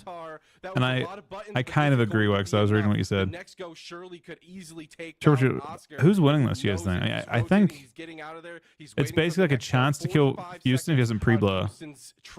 If he doesn't pre-blow, he dies. In their kill potential onto this demon He pre-blows. They have everything. But they Rudy didn't has stand. Shadow Blades and Oh Blind in no, 30 seconds. he's And dead. bomb. You have blind. You have I blades, think you have bomb. No one has a Houston's trinket. If cooked. They're patient. They automatically win. Like, Yep. I really don't know If what they do a good setup here, I think Houston's gonna get cooked. He's got trinket. He's got grounding. But if Houston is in a lot of danger, like if he doesn't do something crazy, if they don't win right now, I feel like he has all the keys necessary to win the game. All the cool. Don't die right now. He vanishes. He had to vanish. 10 seconds. Full kidney. Lights out Houston. They start the chain with Meta. the kidney shot. Here it is. A perfect setup on Houston. Dead. It could easily go down, and this Explodes. is the damage you love to see from the subtlety rogue. Bro, you understand what he did there? Look at this part. Look how well Houston actually reacts. They know they're fucked here this entire time. Brunhilde vanishes early, goes for the kidney shot first. There's the kidney. Houston reacts to that kidney shot and immediately glimpses. The moment his glimpse lands, he midas. Watch this. 10 seconds. It is going to be. This is all he could do. He meta. This is still glimpse. He glimpsed and then he double jumps forward Lights out Houston. into meta. Does he have reverse? No, he doesn't have reverse. This is the best he could do. Like it just lets you know that like he's showing how aware of how dead he is. You know, like he understands exactly the position they're in. He understands exactly that they cannot win this game at this point for 9 seconds. I don't know if he had the option to like meta further forward to like on a different angle maybe, but I don't think it. Maybe. Nah, see, this map is perfect. This map pick. This is actually a great map pick from Overload too, and that's what you're seeing here. This map pick kind of takes away his outs. If this was like a Nagrand or a hook point, he'd have the option at this point to meta into a direction that was LOS of Oscar. But unfortunately, he doesn't have the ability to really LOS the mage as a setup happens. Meta to mage, meta it onto him. I mean, I think the mage has got Ring of Frost too. This is unbelievable dead. He doesn't even need to, but as the stun setup ends, full Ring of Frost, Oscar's even start casting it. He's dead before it. Oh wait, Zeepai actually has the lasso too, and there's no trinket on Oscar. So actually, he's still kind of close to living, given that. Yeah, maybe you're right. If he meta stops the Ring of Frost, maybe Zeepai's lasso comes through early enough, and there's no. I mean, I also wonder though if maybe Oscar makes a mistake here to not immediately use Ice Wall and then blink across, because Oscar can also blink over to Houston here probably. We can't see his blink charges, can we? I don't think we can. Kidney shot, full Ring of Frost here. That you can synergize with. That's crazy though. Much better, which is so key for these windows when you're taking down like a Demon Hunter, for example, the follow-up CC. I saw that kidney shot land on the Lone Tar, and then I saw the Demon Hunter run away because he didn't want to get double ringed. I just, oh my gosh, it was so spooky. The blind follow-up is actually a really great How's Trill? made as well. I think Ryan's good. There was a lot of burst damage, as you can see right here on this graph, as it kind of just falls off of a cliff. But on top of it all, they had more. They had more in the tank. I don't know. I'm curious if Chibaku Sensei, if they identified the same thing that you did, Ven, in regards to the sub-rogue kind of warming up. I wonder if that might be something that they might want to swap their composition around for the first time so far in this lower bracket run. You know what I might? I think, so one thing, we talked about Windwalker Monks. A bot could already do. I mean, Windwalker Monk. We could see even AI is quite delayed with that type of thing, Wexo, right? You need to have like a. So being an orc is pretty nice into subtlety rogue. Unfortunately, the demon hunters, the orcs haven't learned that tech just yet, so there's gonna be no orc demon hunters. No, that's a good point. That stun reduction is huge. I just actually swapped from Night Elf to Orc. I know Shadow Meld is so key, especially mounting up in BG Blitz, for example, but. Being able to have that. How fast? Do you happen to know how fast like chess computers work, Wexo? Really it's a game changer. Because like chess bots can that stun combo on the consider many possibilities, right? But it takes a while, I assume. Have that port available and just die. And doing that in real time, like creating a decision tree of every decision and playing them out, looking for the potential like counterplays and all that kind of thing. It's been working so doing that in real time seems all the way here to the lower finals. Unlikely. And they already did take one game off of them, but Bra now warmed up. He got his neck cracked, ready to go on that. You kind of have to almost make like a mental. They're pretty fast. They look clean. They look like clean. I mean, real they're time rotating speed. Like if you have to react to something like in the space of 300 ms or so, they can still do it. So Oscar doing a good job as well, surviving throughout the onslaught of the game to get them to the point where they have that win condition, and then Bra doing what he needs to do, doing his job to take out the Demon Hunter. But in the opener, to your previous point, Zeepai was so disruptive. And then in the follow-up after that, Fuse was so disruptive. He was able to, I think he actually got like a double fear at one point in that game. You know, just standing on top of his own fear. He's like, okay, if you're gonna go me, you're gonna have to wait for. Apparently, it is fractions of a second with chest spots. For that Guardian Spirit to come off of cooldown. Hook point being the map choice for the losing team, and these are split predictions. That's kind of crazy. I mean, me and Zico over here, we're rooting for the Demon Hunter Elemental Shaman. We're at the very least believing in them. But Overload, that game seemed pretty decisive. I'm not gonna lie. I would have thought like, to do that, you'd have to have like a very like happened.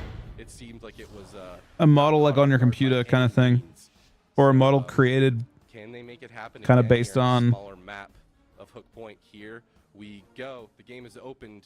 Houston trying to get in combat right away to prevent those saps. Immediately going on to JT. Actually just going to go ahead and put him into that chastise stun follow. Into the same matchup. They're actually going JT as a kill target. All right, let's see here. Zeepai right now goes for the Stormkeeper. Big damage coming out. This is the massive Ascendance. They got a lot of pressure available. Oscar is getting absolutely chunked down in terms of his health. He could get dropped. You need to be very careful during these moments. I mean, if some of these lightning bolts crit, it could be the game. So Overload, they need to just calm down, survive this Ascendance. Let's see what they can do. Oscar right now has the Icy Veins available. Oh, have you seen the new? Have you Wexa? Have you seen the new Stormbringer build that people are playing at the moment? I haven't seen. I haven't played it myself yet, but it looks pretty fun. Like giant one shots. He's got the ranged Thunderstorm. So even if Houston gets stunned, you can use Thunderstorm on Houston to knock the rogue away. So watch out for that. Playing for weeks. You enjoying it? Disrupts Brunhilde's stun lock combo. It just became like kind of mainstream this week. Also trinketed there. He could be a potential swap. But maybe he knows that. I think they're playing haste though. Maybe I'm wrong. Target, and he's just kind of baiting the opponents to go him. They're like, get off of my mage.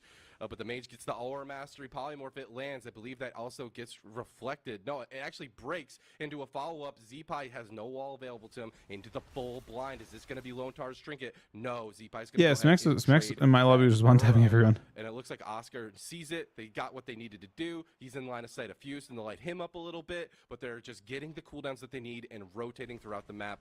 But JT has Zeepai directly on top of him. That is not where you want to be. Oscar just trying to use this map to their advantage. But Bra taking a huge amount of pressure, still not committing that Cloak of Shadows, just using that evasion. Oscar caught into a stun from Houston, dipping down as well. JT's going to pop that Apotheosis to get some additional Serenities as well as the Ray of Hope to stop Oscar's health bar from going down. But can he make it positive? Big damage goes on to him. A big heal from that Ray of Hope. Bra gets put into that timeout through that Blades, and it looks like the damage has stopped for now, and Zeepai has wall in just 2 short seconds.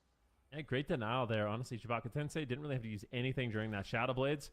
Unfortunately, Overload wasn't really able to capitalize on it, but see what they can do. Little damage here on the Zeepai. It's looking like they want to set up. They get an interrupt. Preemptive Angel here by Lontar. He's going to be healing, unable to be crowd controlled. Polymorph goes out on Zeepai. It's not necessarily meta, but it's become better. Oh, that Ice Wall would have been so good, but Brunhilde, he didn't get there in time.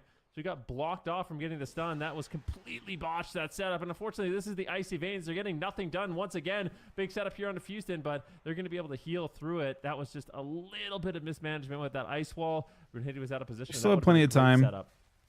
Those small another 2 minutes, maybe 2 blocks still to get the cooldowns. It's gonna really. Oh, it's gonna hurt though. It's in prison. This could be the first block right here. It's gonna be harder and harder. Big shield comes through, doesn't get purged. I mean, the damage meter continues to look very similar. The Zeepai and Houston are just could be blocked into Oscar. Oscar looking for the Aura Mastery polymorph. It's hard for JT to be efficient with this kind of damage intake. Swaps it over onto Another go into Houston. Onto Houston. This is their go. Lontar out of that follow-up. CC's gonna use the Guardian Spirit. Should be enough for now. Now Oscar's the one who's getting taken down. Huge damage from Houston as he reconnects onto him. Kidney shot onto Zeepai just to slow this damage down just a little bit. Mana starting to become an issue for JT. Oh, there's the block. That's the first nice block. That was a prime wave, just almost. He prime wave and he proc in the send. You can see it. So they're getting defensive on their offensive cooldowns over and over. It's a lot more difficult to get Houston to overextend on this small map. So In terms of map Here's a selection, go. it's nice, but Houston, big meteor's going to land. There comes the stun. Looks like he will survive. Lontar has the heals to keep him alive. Brunhilde now low on health. Good traveling storms from Z-Bite there to stop that. Got them both. Oscar's getting low. He goes for the ult. Ult is back. It's not going to bring him back to full health. Oscar still continuing to run away. It's been difficult for him to get out damage in this game. As you see, he's way at the bottom in this game. Z-Bite and Houston just really controlling what he can do, but an Ice Wall combo once again, a great Has to setup. Trinket Nether. Trinket Nether from Houston, but that wasn't the blades. That wasn't We got a smoke bomb. Once again, Overload, they have the tools to potentially win this game. It's super tight though. The guaranteed win condition is only for about 5 seconds. You can see Lontar's Trinket's up in 10 seconds here, and he's got Spirit of the Redeemer as well. He won't be afraid of that bomb. They have to go immediately. The thing is that Houston can pre-blow this pretty easily. If he pre-blows like around now. Swapping damage over onto Bruh's gonna eat up some of those Serenity charges from okay, they're gonna have to wait it out. Be patient. There's not stopping the onslaught onto this guy. It doesn't seem. He's still taking huge amounts of damage and costing valuable mana onto JT. Double stun, chastise onto Oscar. Even Bruh using evasion to help JT help through all of this. The polymorph does get stopped out. Follow up on the Lone Tar. As I say that, he's there. Go ring, go bomb, Trinkets, restun on the Trinket, restun on Houston. Here comes the. There's no blur. His health is low. He can't even use it, but they're trying to kill through. It doesn't look like it, and Houston's going to be completely. They actually reversed that really nicely. They don't have Trinkets. They got a minute to get the go here. 30 seconds. So next go will be the scary kill go. This is a guarantee. As well as blind. So Brunhilde still has kind of lethal damage. Don't die here. Okay. They have a go. They have 20 seconds to get this. It's a good amount of time. They have a guarantee. Onto Lone Tar. There's the cheap shot. Here's the kidney shot. Any follow up? It's a full kidney shot, but do they have There's the to fair. follow it up? He's getting lower on health. Not enough. Gets I guess GS'd. they blinded Z-Bite. I don't know who they blinded there because that was just a Will of the Forsaken from Lone Tar. Oscar getting low. This could easily be the game. I feel like Chibaku Tensei, they have We've got an Ice Wall set up, but it's going to be kind of just without CC on Lone Tar. Far ahead at this moment. It's going to be really difficult for Overload to get anything done. They're gonna have to get 2 more setups. He pre-blows actually. Maybe once they have a, they still have a very clean, easy setup to get hit with Ice Wall. They could win. What do they do though? They're under a lot of pressure. Here we go. If they got a kidney Ice Wall combo, that's what we're looking for, I think. He's still able to heal through it, but maybe he can't deal with this much damage at 30% dampening. Imprisonment onto Bruh. Fused in, having to Trinket on a cooldown effectively, and they're still staying in this, but there is definitely a win opportunity with the lack of that Trinket. That's on the road, it's kind of interesting. Has to hold on a little bit longer. Can they do it? They got Veins as well as that Dragon's Breath was insane on the hunt there too. Denied it. Ice Wall, cheap shot. Reach. Can they take him down? They need a little bit more. Master spell comes in.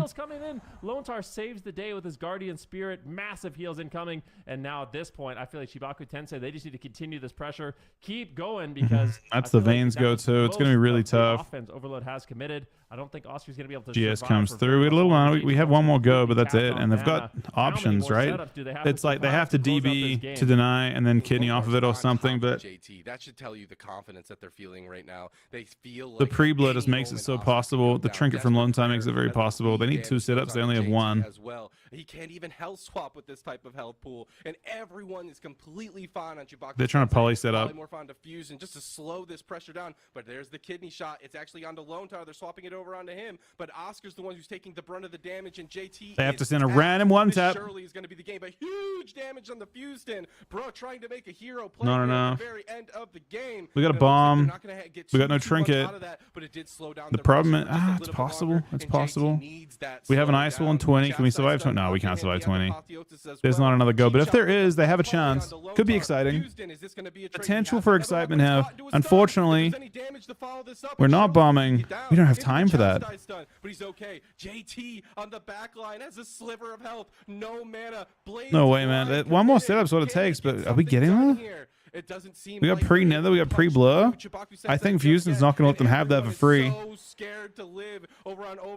Fares him out towards Houston into a stun. He lives. GS procs. He dies. Raise at 1 HP. They die. Okay. And down goes Bruh. Wow. Yep. Yeah, Brunhilde, I'm not sure if it's... He was still trying to make setups happen during those final moments, but Chibaku Tensei, they're able to get it done. Their pressure is interesting in these games. They did a really good job diffusing those openers. Interesting. Stopping the crowd control change. Not sure how I feel about that stuff. Blades, you know, the icy veins, all those things, and inevitably It's just their damage. Their damage is so insane. I mean, look at this. So it's like this is a kind of composition. They're a brick wall that just puts out massive pressure. This is the classic, you know. RMP, it's a race against the clock to get the perfect setup.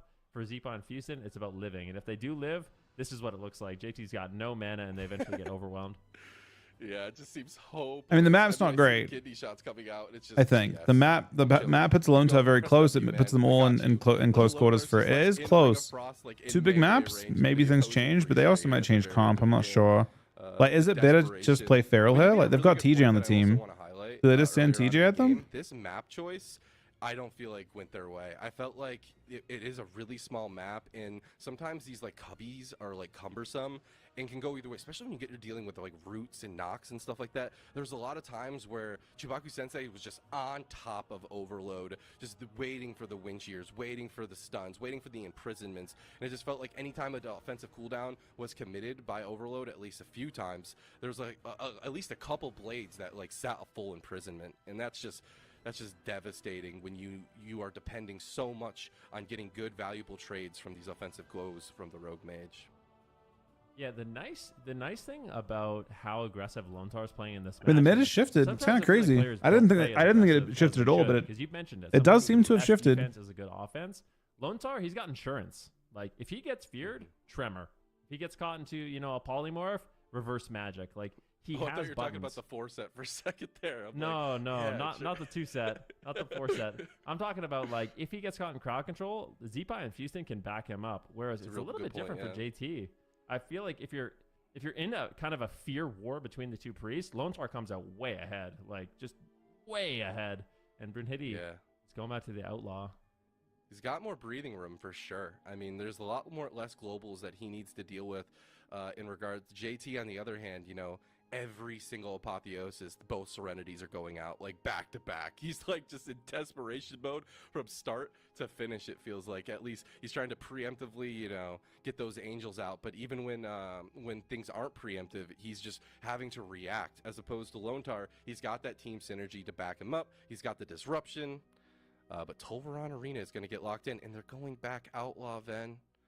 They're going back Outlaw. I don't know. I feel with that. I don't know about that, man. I don't know about that. I think for comfort, I mean, Brunhilde might. Looks Yeah. I mean, that's don't the know. thing. It's me looking from afar. It seems like Brunhilde's a little bit more comfortable on the Outlaw Rogue. Maybe they could clean up the sub rogue gameplay a little bit more. Maybe it really is difficult when you have a team that has such good defense.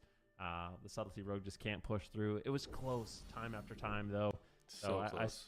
I'd still like to see it more. We're not going to see it for this series. Overload, they're going with a different direction. Brunhilde back on the Outlaw Rogue, so we'll see what they can do here. This is a lot more just overall damage, overall control, and less burst. So we'll see what they can do. Chibaku Tensei, for sure, though, this week is looking a lot better for them. They do find themselves in the lower bracket, and I am curious. I need to go back a little bit. We can find out what team sent Chibaku Tensei to the lower bracket. I think it was a team that got knocked out already as well. It was like, I think it was Super Duper. Yep, Super Duper Gamers beat them 3-1 in the open bracket. Okay. And then they got knocked out. So, I'm really curious what composition Super Duper were locking in back then. But we're going to find out. Tolvaron Arena, I don't know. Anything can happen. Something to note about Tolvaron Arena as a melee player myself. I'm sitting here. Wow, that Chastise on the Hunt was kind of fire. I'm not going to lie. Double cheap shot comes out in the opener from Bra. Looks like Fusion's going to be the kill target. Huge damage from the Veins to follow it up. Guardian Spirit committed, but they need to get a couple more buttons than that. Oscar now the main kill target, and JT sees it. He sees the onslaught that's happening as well. He's in that angel form. He's getting that divine ham off. It should be enough to keep his team nice and healthy, but it's now down, and Houston is continuing his terror onto Oscar. Yeah, Oscar's getting low. Needs to be very careful. Zeepa putting out quite a bit of burst here. Let's see if they can find the setup. Cheap shot on all three members. Polymorph onto Houston. They're going after Zeepa right now. He's in a little bit of danger.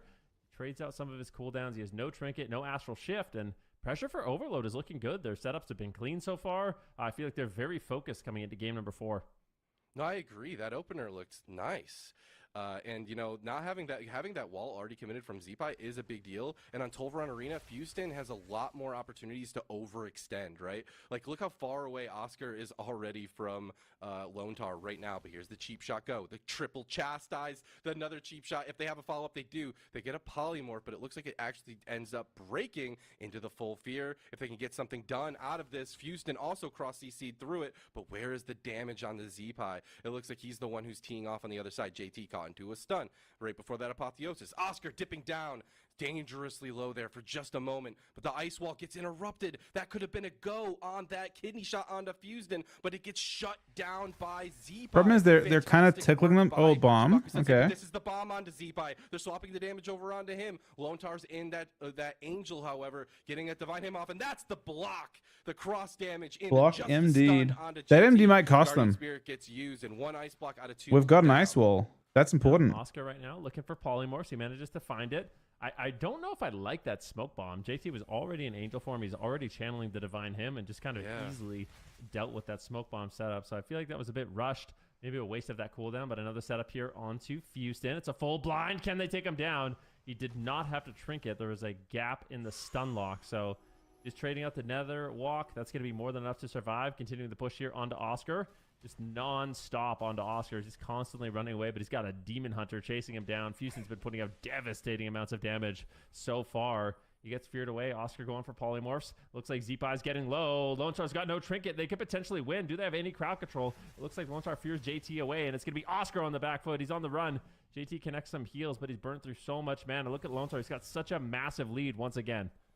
Yep, I feel like we've seen this game before, Elliot. Maybe not on Tolvaron. We are up after EU's game's end. It's on Diffused, and he gets the darkness in the gaps on the stun. Huge deal. Cheap shot follow-up on the Lone Tar. He's able to Guardian Spirit through that, however. Zeepai, the main kill target for now with that Guardian Spirit, should be A-okay. Apotheosis stuns are going to give him the Serenity ticks that he needs, and looks like Lone Tar wants to get aggressive here with this go. The Dragon's Breath on the Fused and into the double fear onto the DPS. If there's any CC to follow it up onto Lone Tar, that might be some defensive cooldowns being forced, but Zeepai holds onto his wall throughout all of that. Oscar still dipping lower and lower in damage. Full Ring of Frost. Kidney shot onto Houston. Can they make it something to happen here? It looks like they might. Follow it up. That's the health swap. Apotheosis to follow up as well. That is a shit show of cooldowns. Momentum in their favor, but JT's doing a fantastic we got 2 minutes of trinket to work with on Houston. There's a lot of work we can do here. We've got an ice 130. We've got a bomb in 50. We've got literally 2. He needs to not die right now. There's Ray. So basically, you've got 2 giant goes. Lone Tar just uses his angel. I think this is almost unsurvivable. The next, oh, they only have 1 more go actually. And now it's back in favor of the Rogue Mages. Go. Let's see what they can get. So we have enough time for 1 go with both bomb and wall. Just looking way better from Overload. Oscar still has a nice. They got they've got double lethal options. They turned their attention to Houston. This is Vayne still. This is double lethal options. This is they're blasting. They do what they want. They literally can kill anyone. They can't kill Zeepai now. They GS Zeepai. Just kill Houston. Houston's dead. Houston is dead. This is the Ascendant. Zeepai doing a decent amount. Send it on the Houston. Whenever you want. So not going to be putting kidney, bomb, ice wall. Maybe? Oscar no, nothing happens. Wall, but there's really no damage. I'm kind of surprised there's no damage. X comes in. Let's see stuff. It actually was. JT just easily. We've still got a bomb. Off his team. But yeah, does seem that way. Zeepai's cooldowns have rotated back. Their window is fading. The mana is fading. They have survived it. On himself, he's going to Desperate Prayer and use that Guardian Spirit over out onto Oscar. Smart plays by him. Oscar doing a good job blinking back, or maybe even shimmering back, getting back into the fight now. They land the polymorph. There's the cheap shot to follow it out into the fear, into the half polymorph. Zeepai's going to wall. Is it going to be enough? No Guardian Spirit available for Lone Tar, and this was the Adrenaline Rush go. For those on YouTube, unfortunately, I'm going to have to change this in a sec because it's my only way of muting correctly. And Netherwalk available to him, so he knows he can get aggressive here onto Oscar. There is the Ray of Hope as well. Can it be positive? JT gets caught into a fear. Makes it pretty miserable for people on YouTube, though. Won't have any audio. To reconnect here, but he's getting CC'd behind the pillar. Lone Tar now pushing in, cross CCing Bra with that fear. And I love Lone Tar constantly pushing in, constantly trying. All right, it'll go back in a sec. I had to put it through a different audio source. It lets you mute my Discord.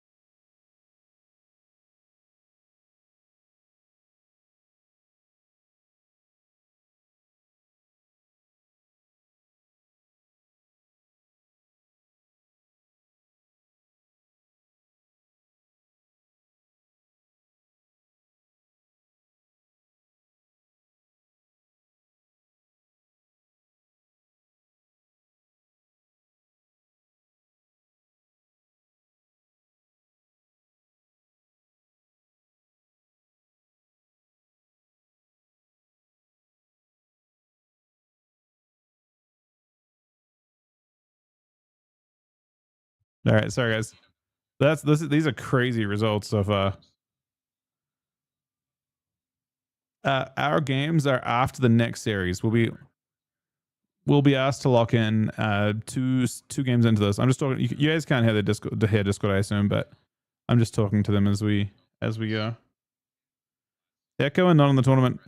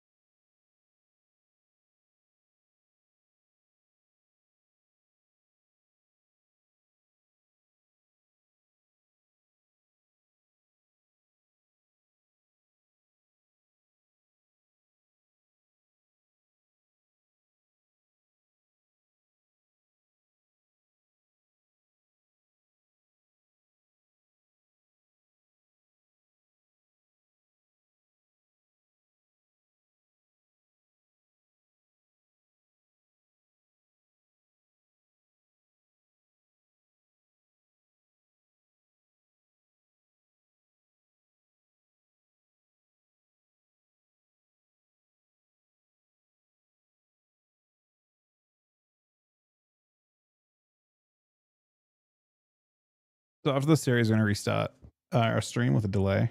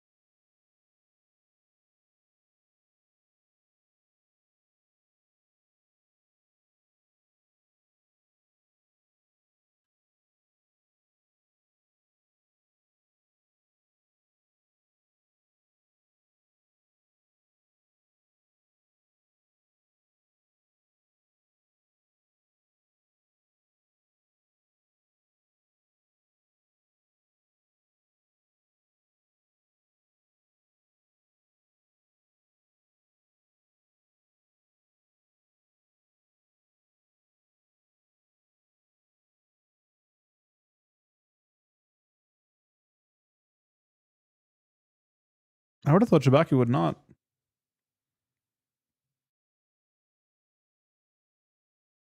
I mean, if it's interesting. That'd be kind of crazy if it happened.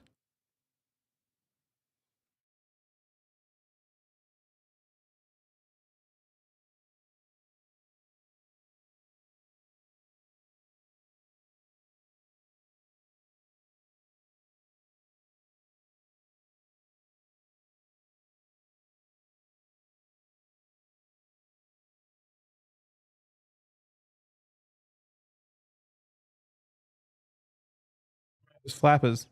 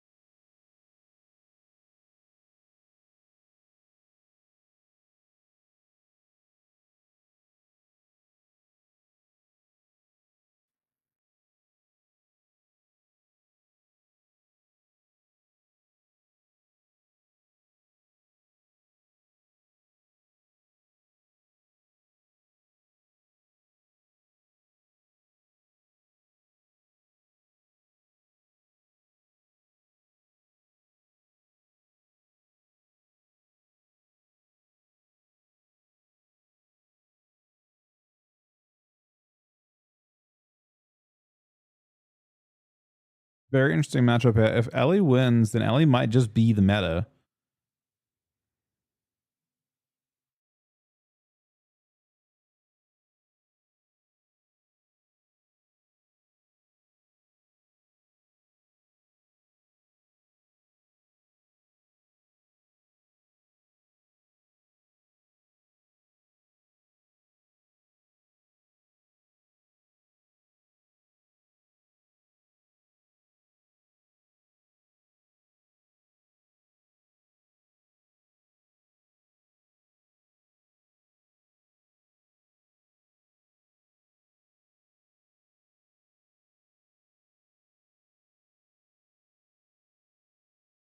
Oh my god. No way. He's got 2 blocks. It's not really a real result, but still. That is crazy.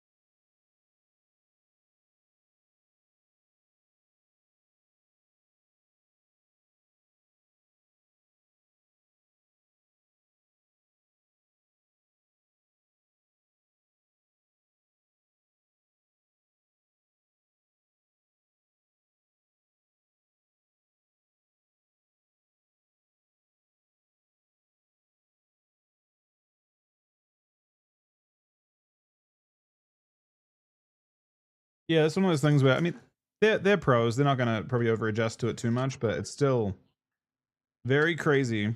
Very big upset.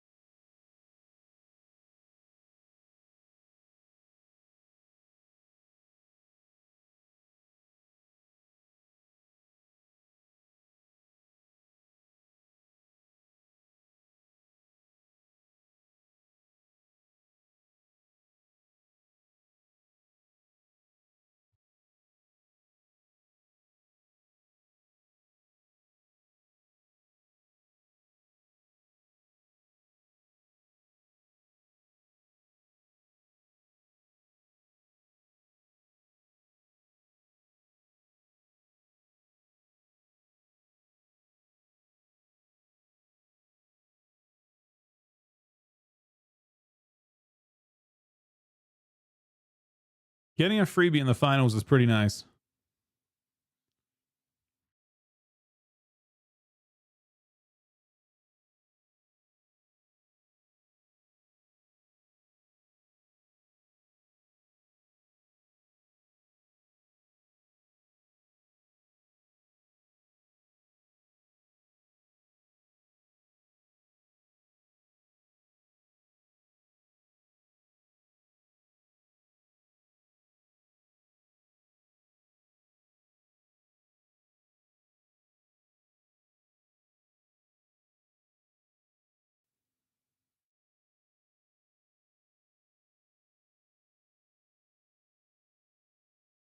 No, it's accurate.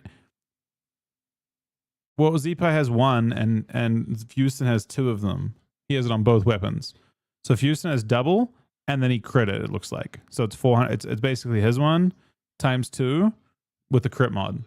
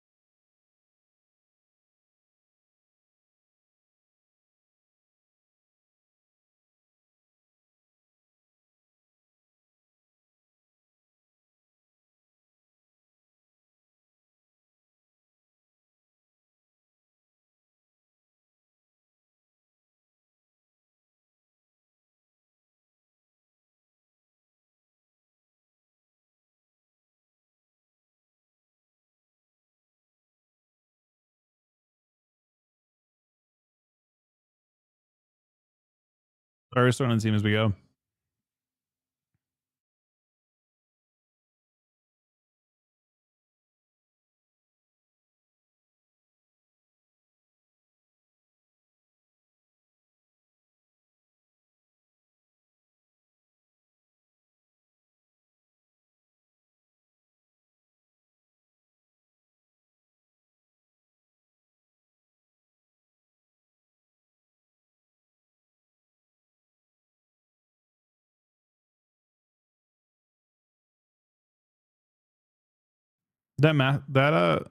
That play in particular is super fucking troll. The meta shifted to Master Spell on the ice wall, and then the meta shifted to cancel the ice wall to kick the Master Spell.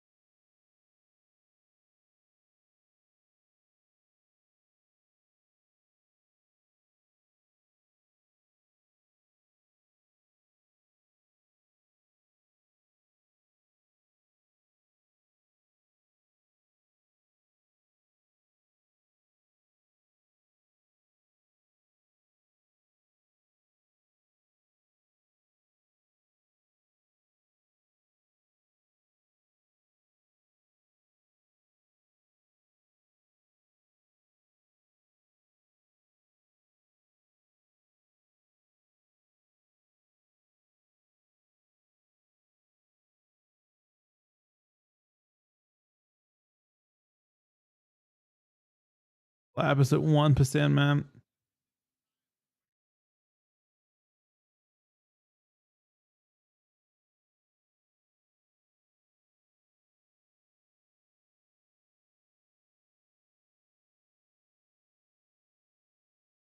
MDS costs a lot of money, yeah.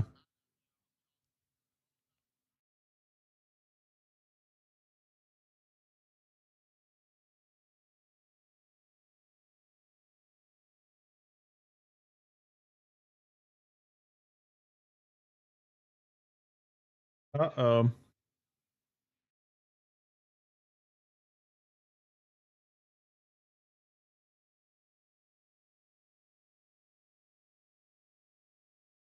This is crazy.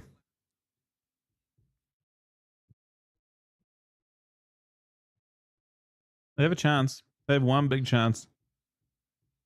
Yes, he might be gone. Like, he's cooked. They're done. No chance. No chance now.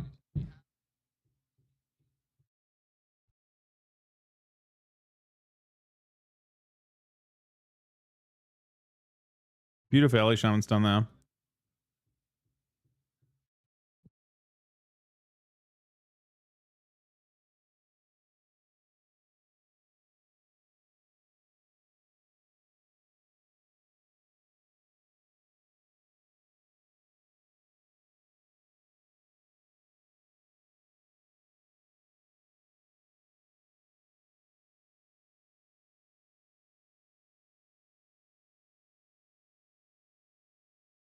That's it.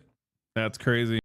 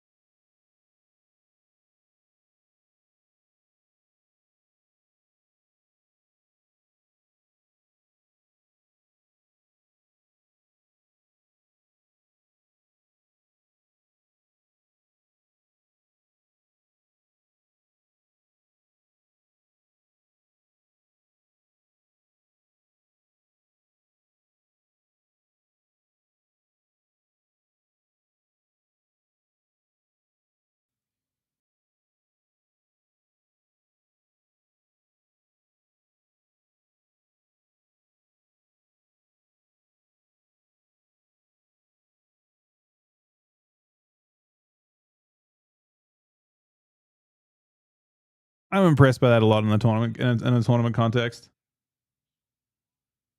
To be honest, I think it's very, very impressive. I don't know. I guess the big question is like, would he survive if the MD, like, if he cancels MD and he doesn't cancel his ice block, does the thing just die? Is that it? You know.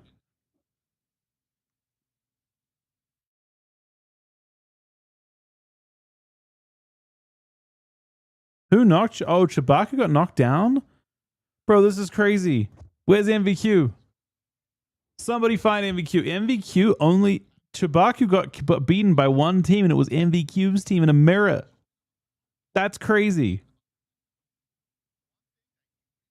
MVQ is the team that knocked Chewbacca down in like round 3.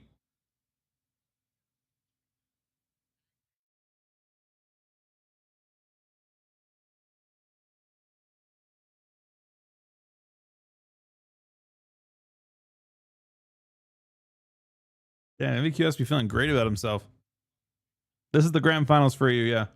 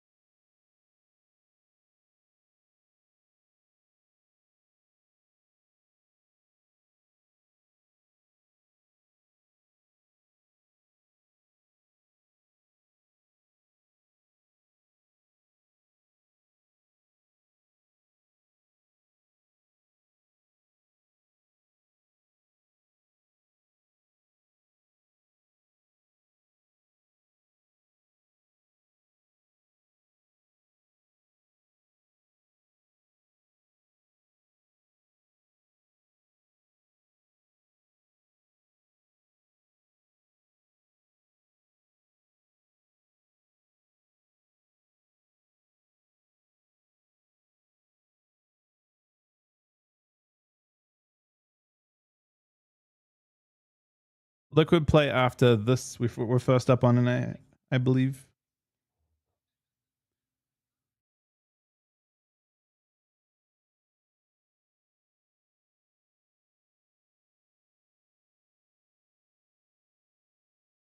I mean, watching this matchup last time, it looked pretty miserable for the... I'm not sure.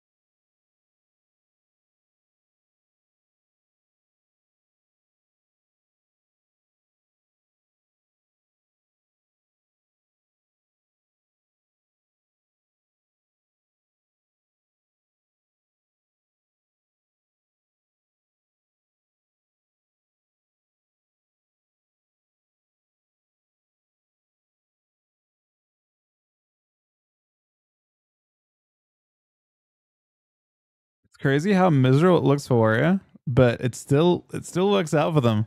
Yeah, man, it just kind of happens, comes through.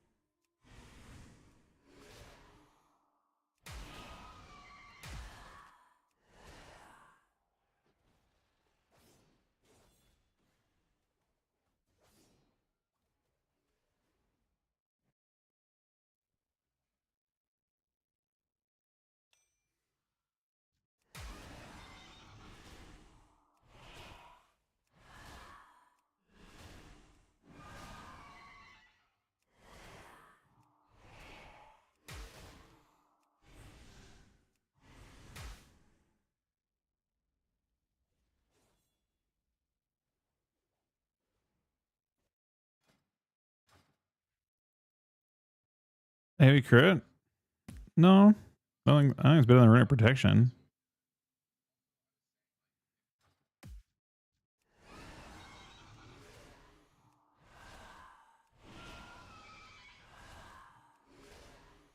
%3% crit reduction is not bad as well.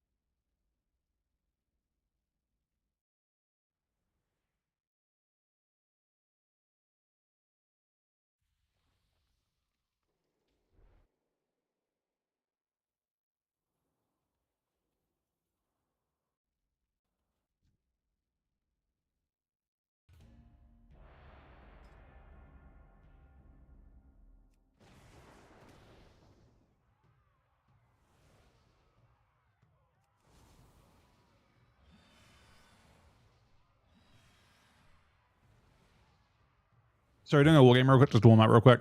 Won't be long.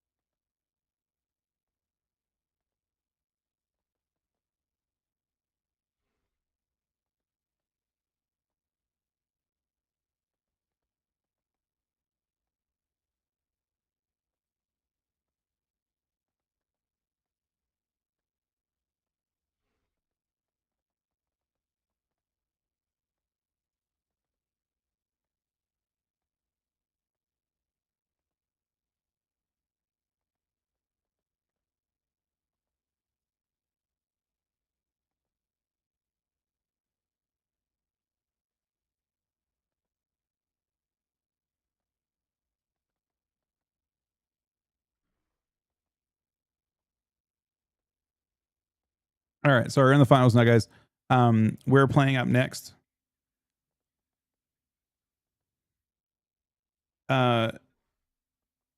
Instead of how you play. So I apologize, only we've had a tournament today, so we're kind of focusing on that a little bit. But and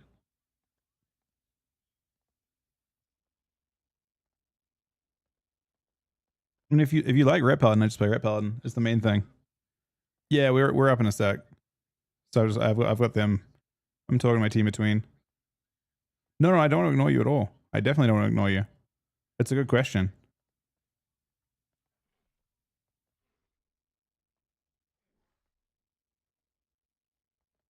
I have to reset my stream after this game as well. Because you're required to have a 1 minute delay.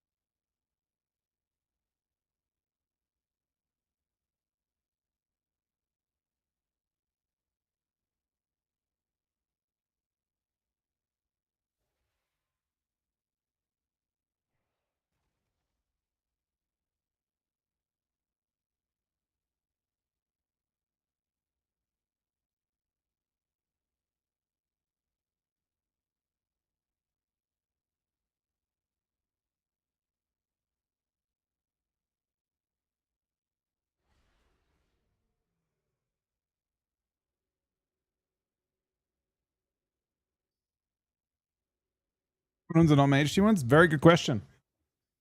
That's a very good question. And it's just a situation where Ellie seems kind of insane as well. Ellie also best life.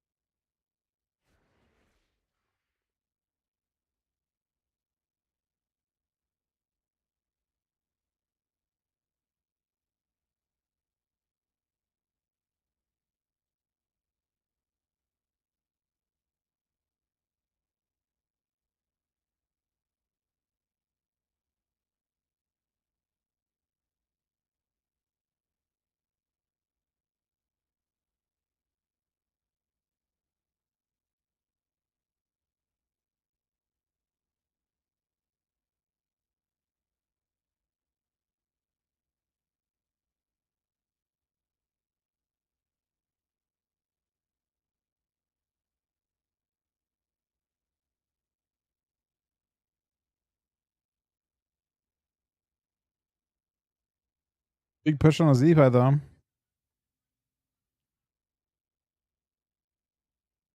He's got Stonebulk as well.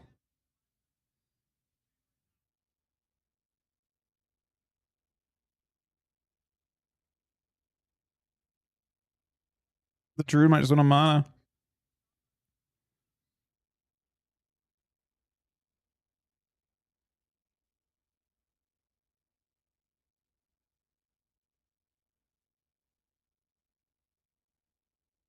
He's up. Flap is procs. Dies through probably. We've got Barrow on Z-Pi.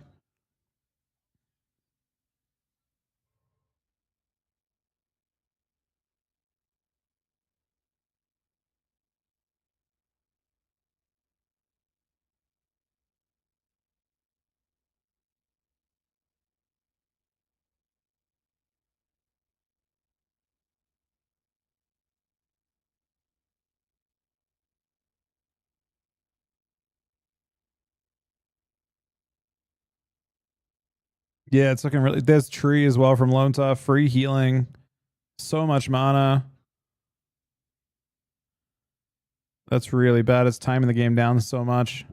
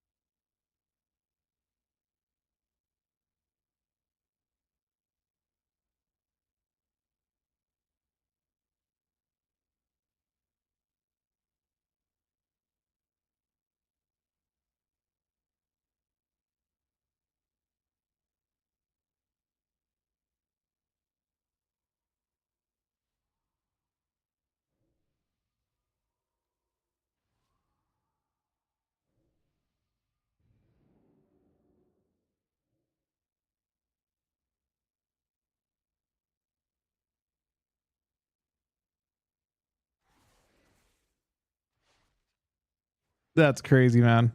What an insane game.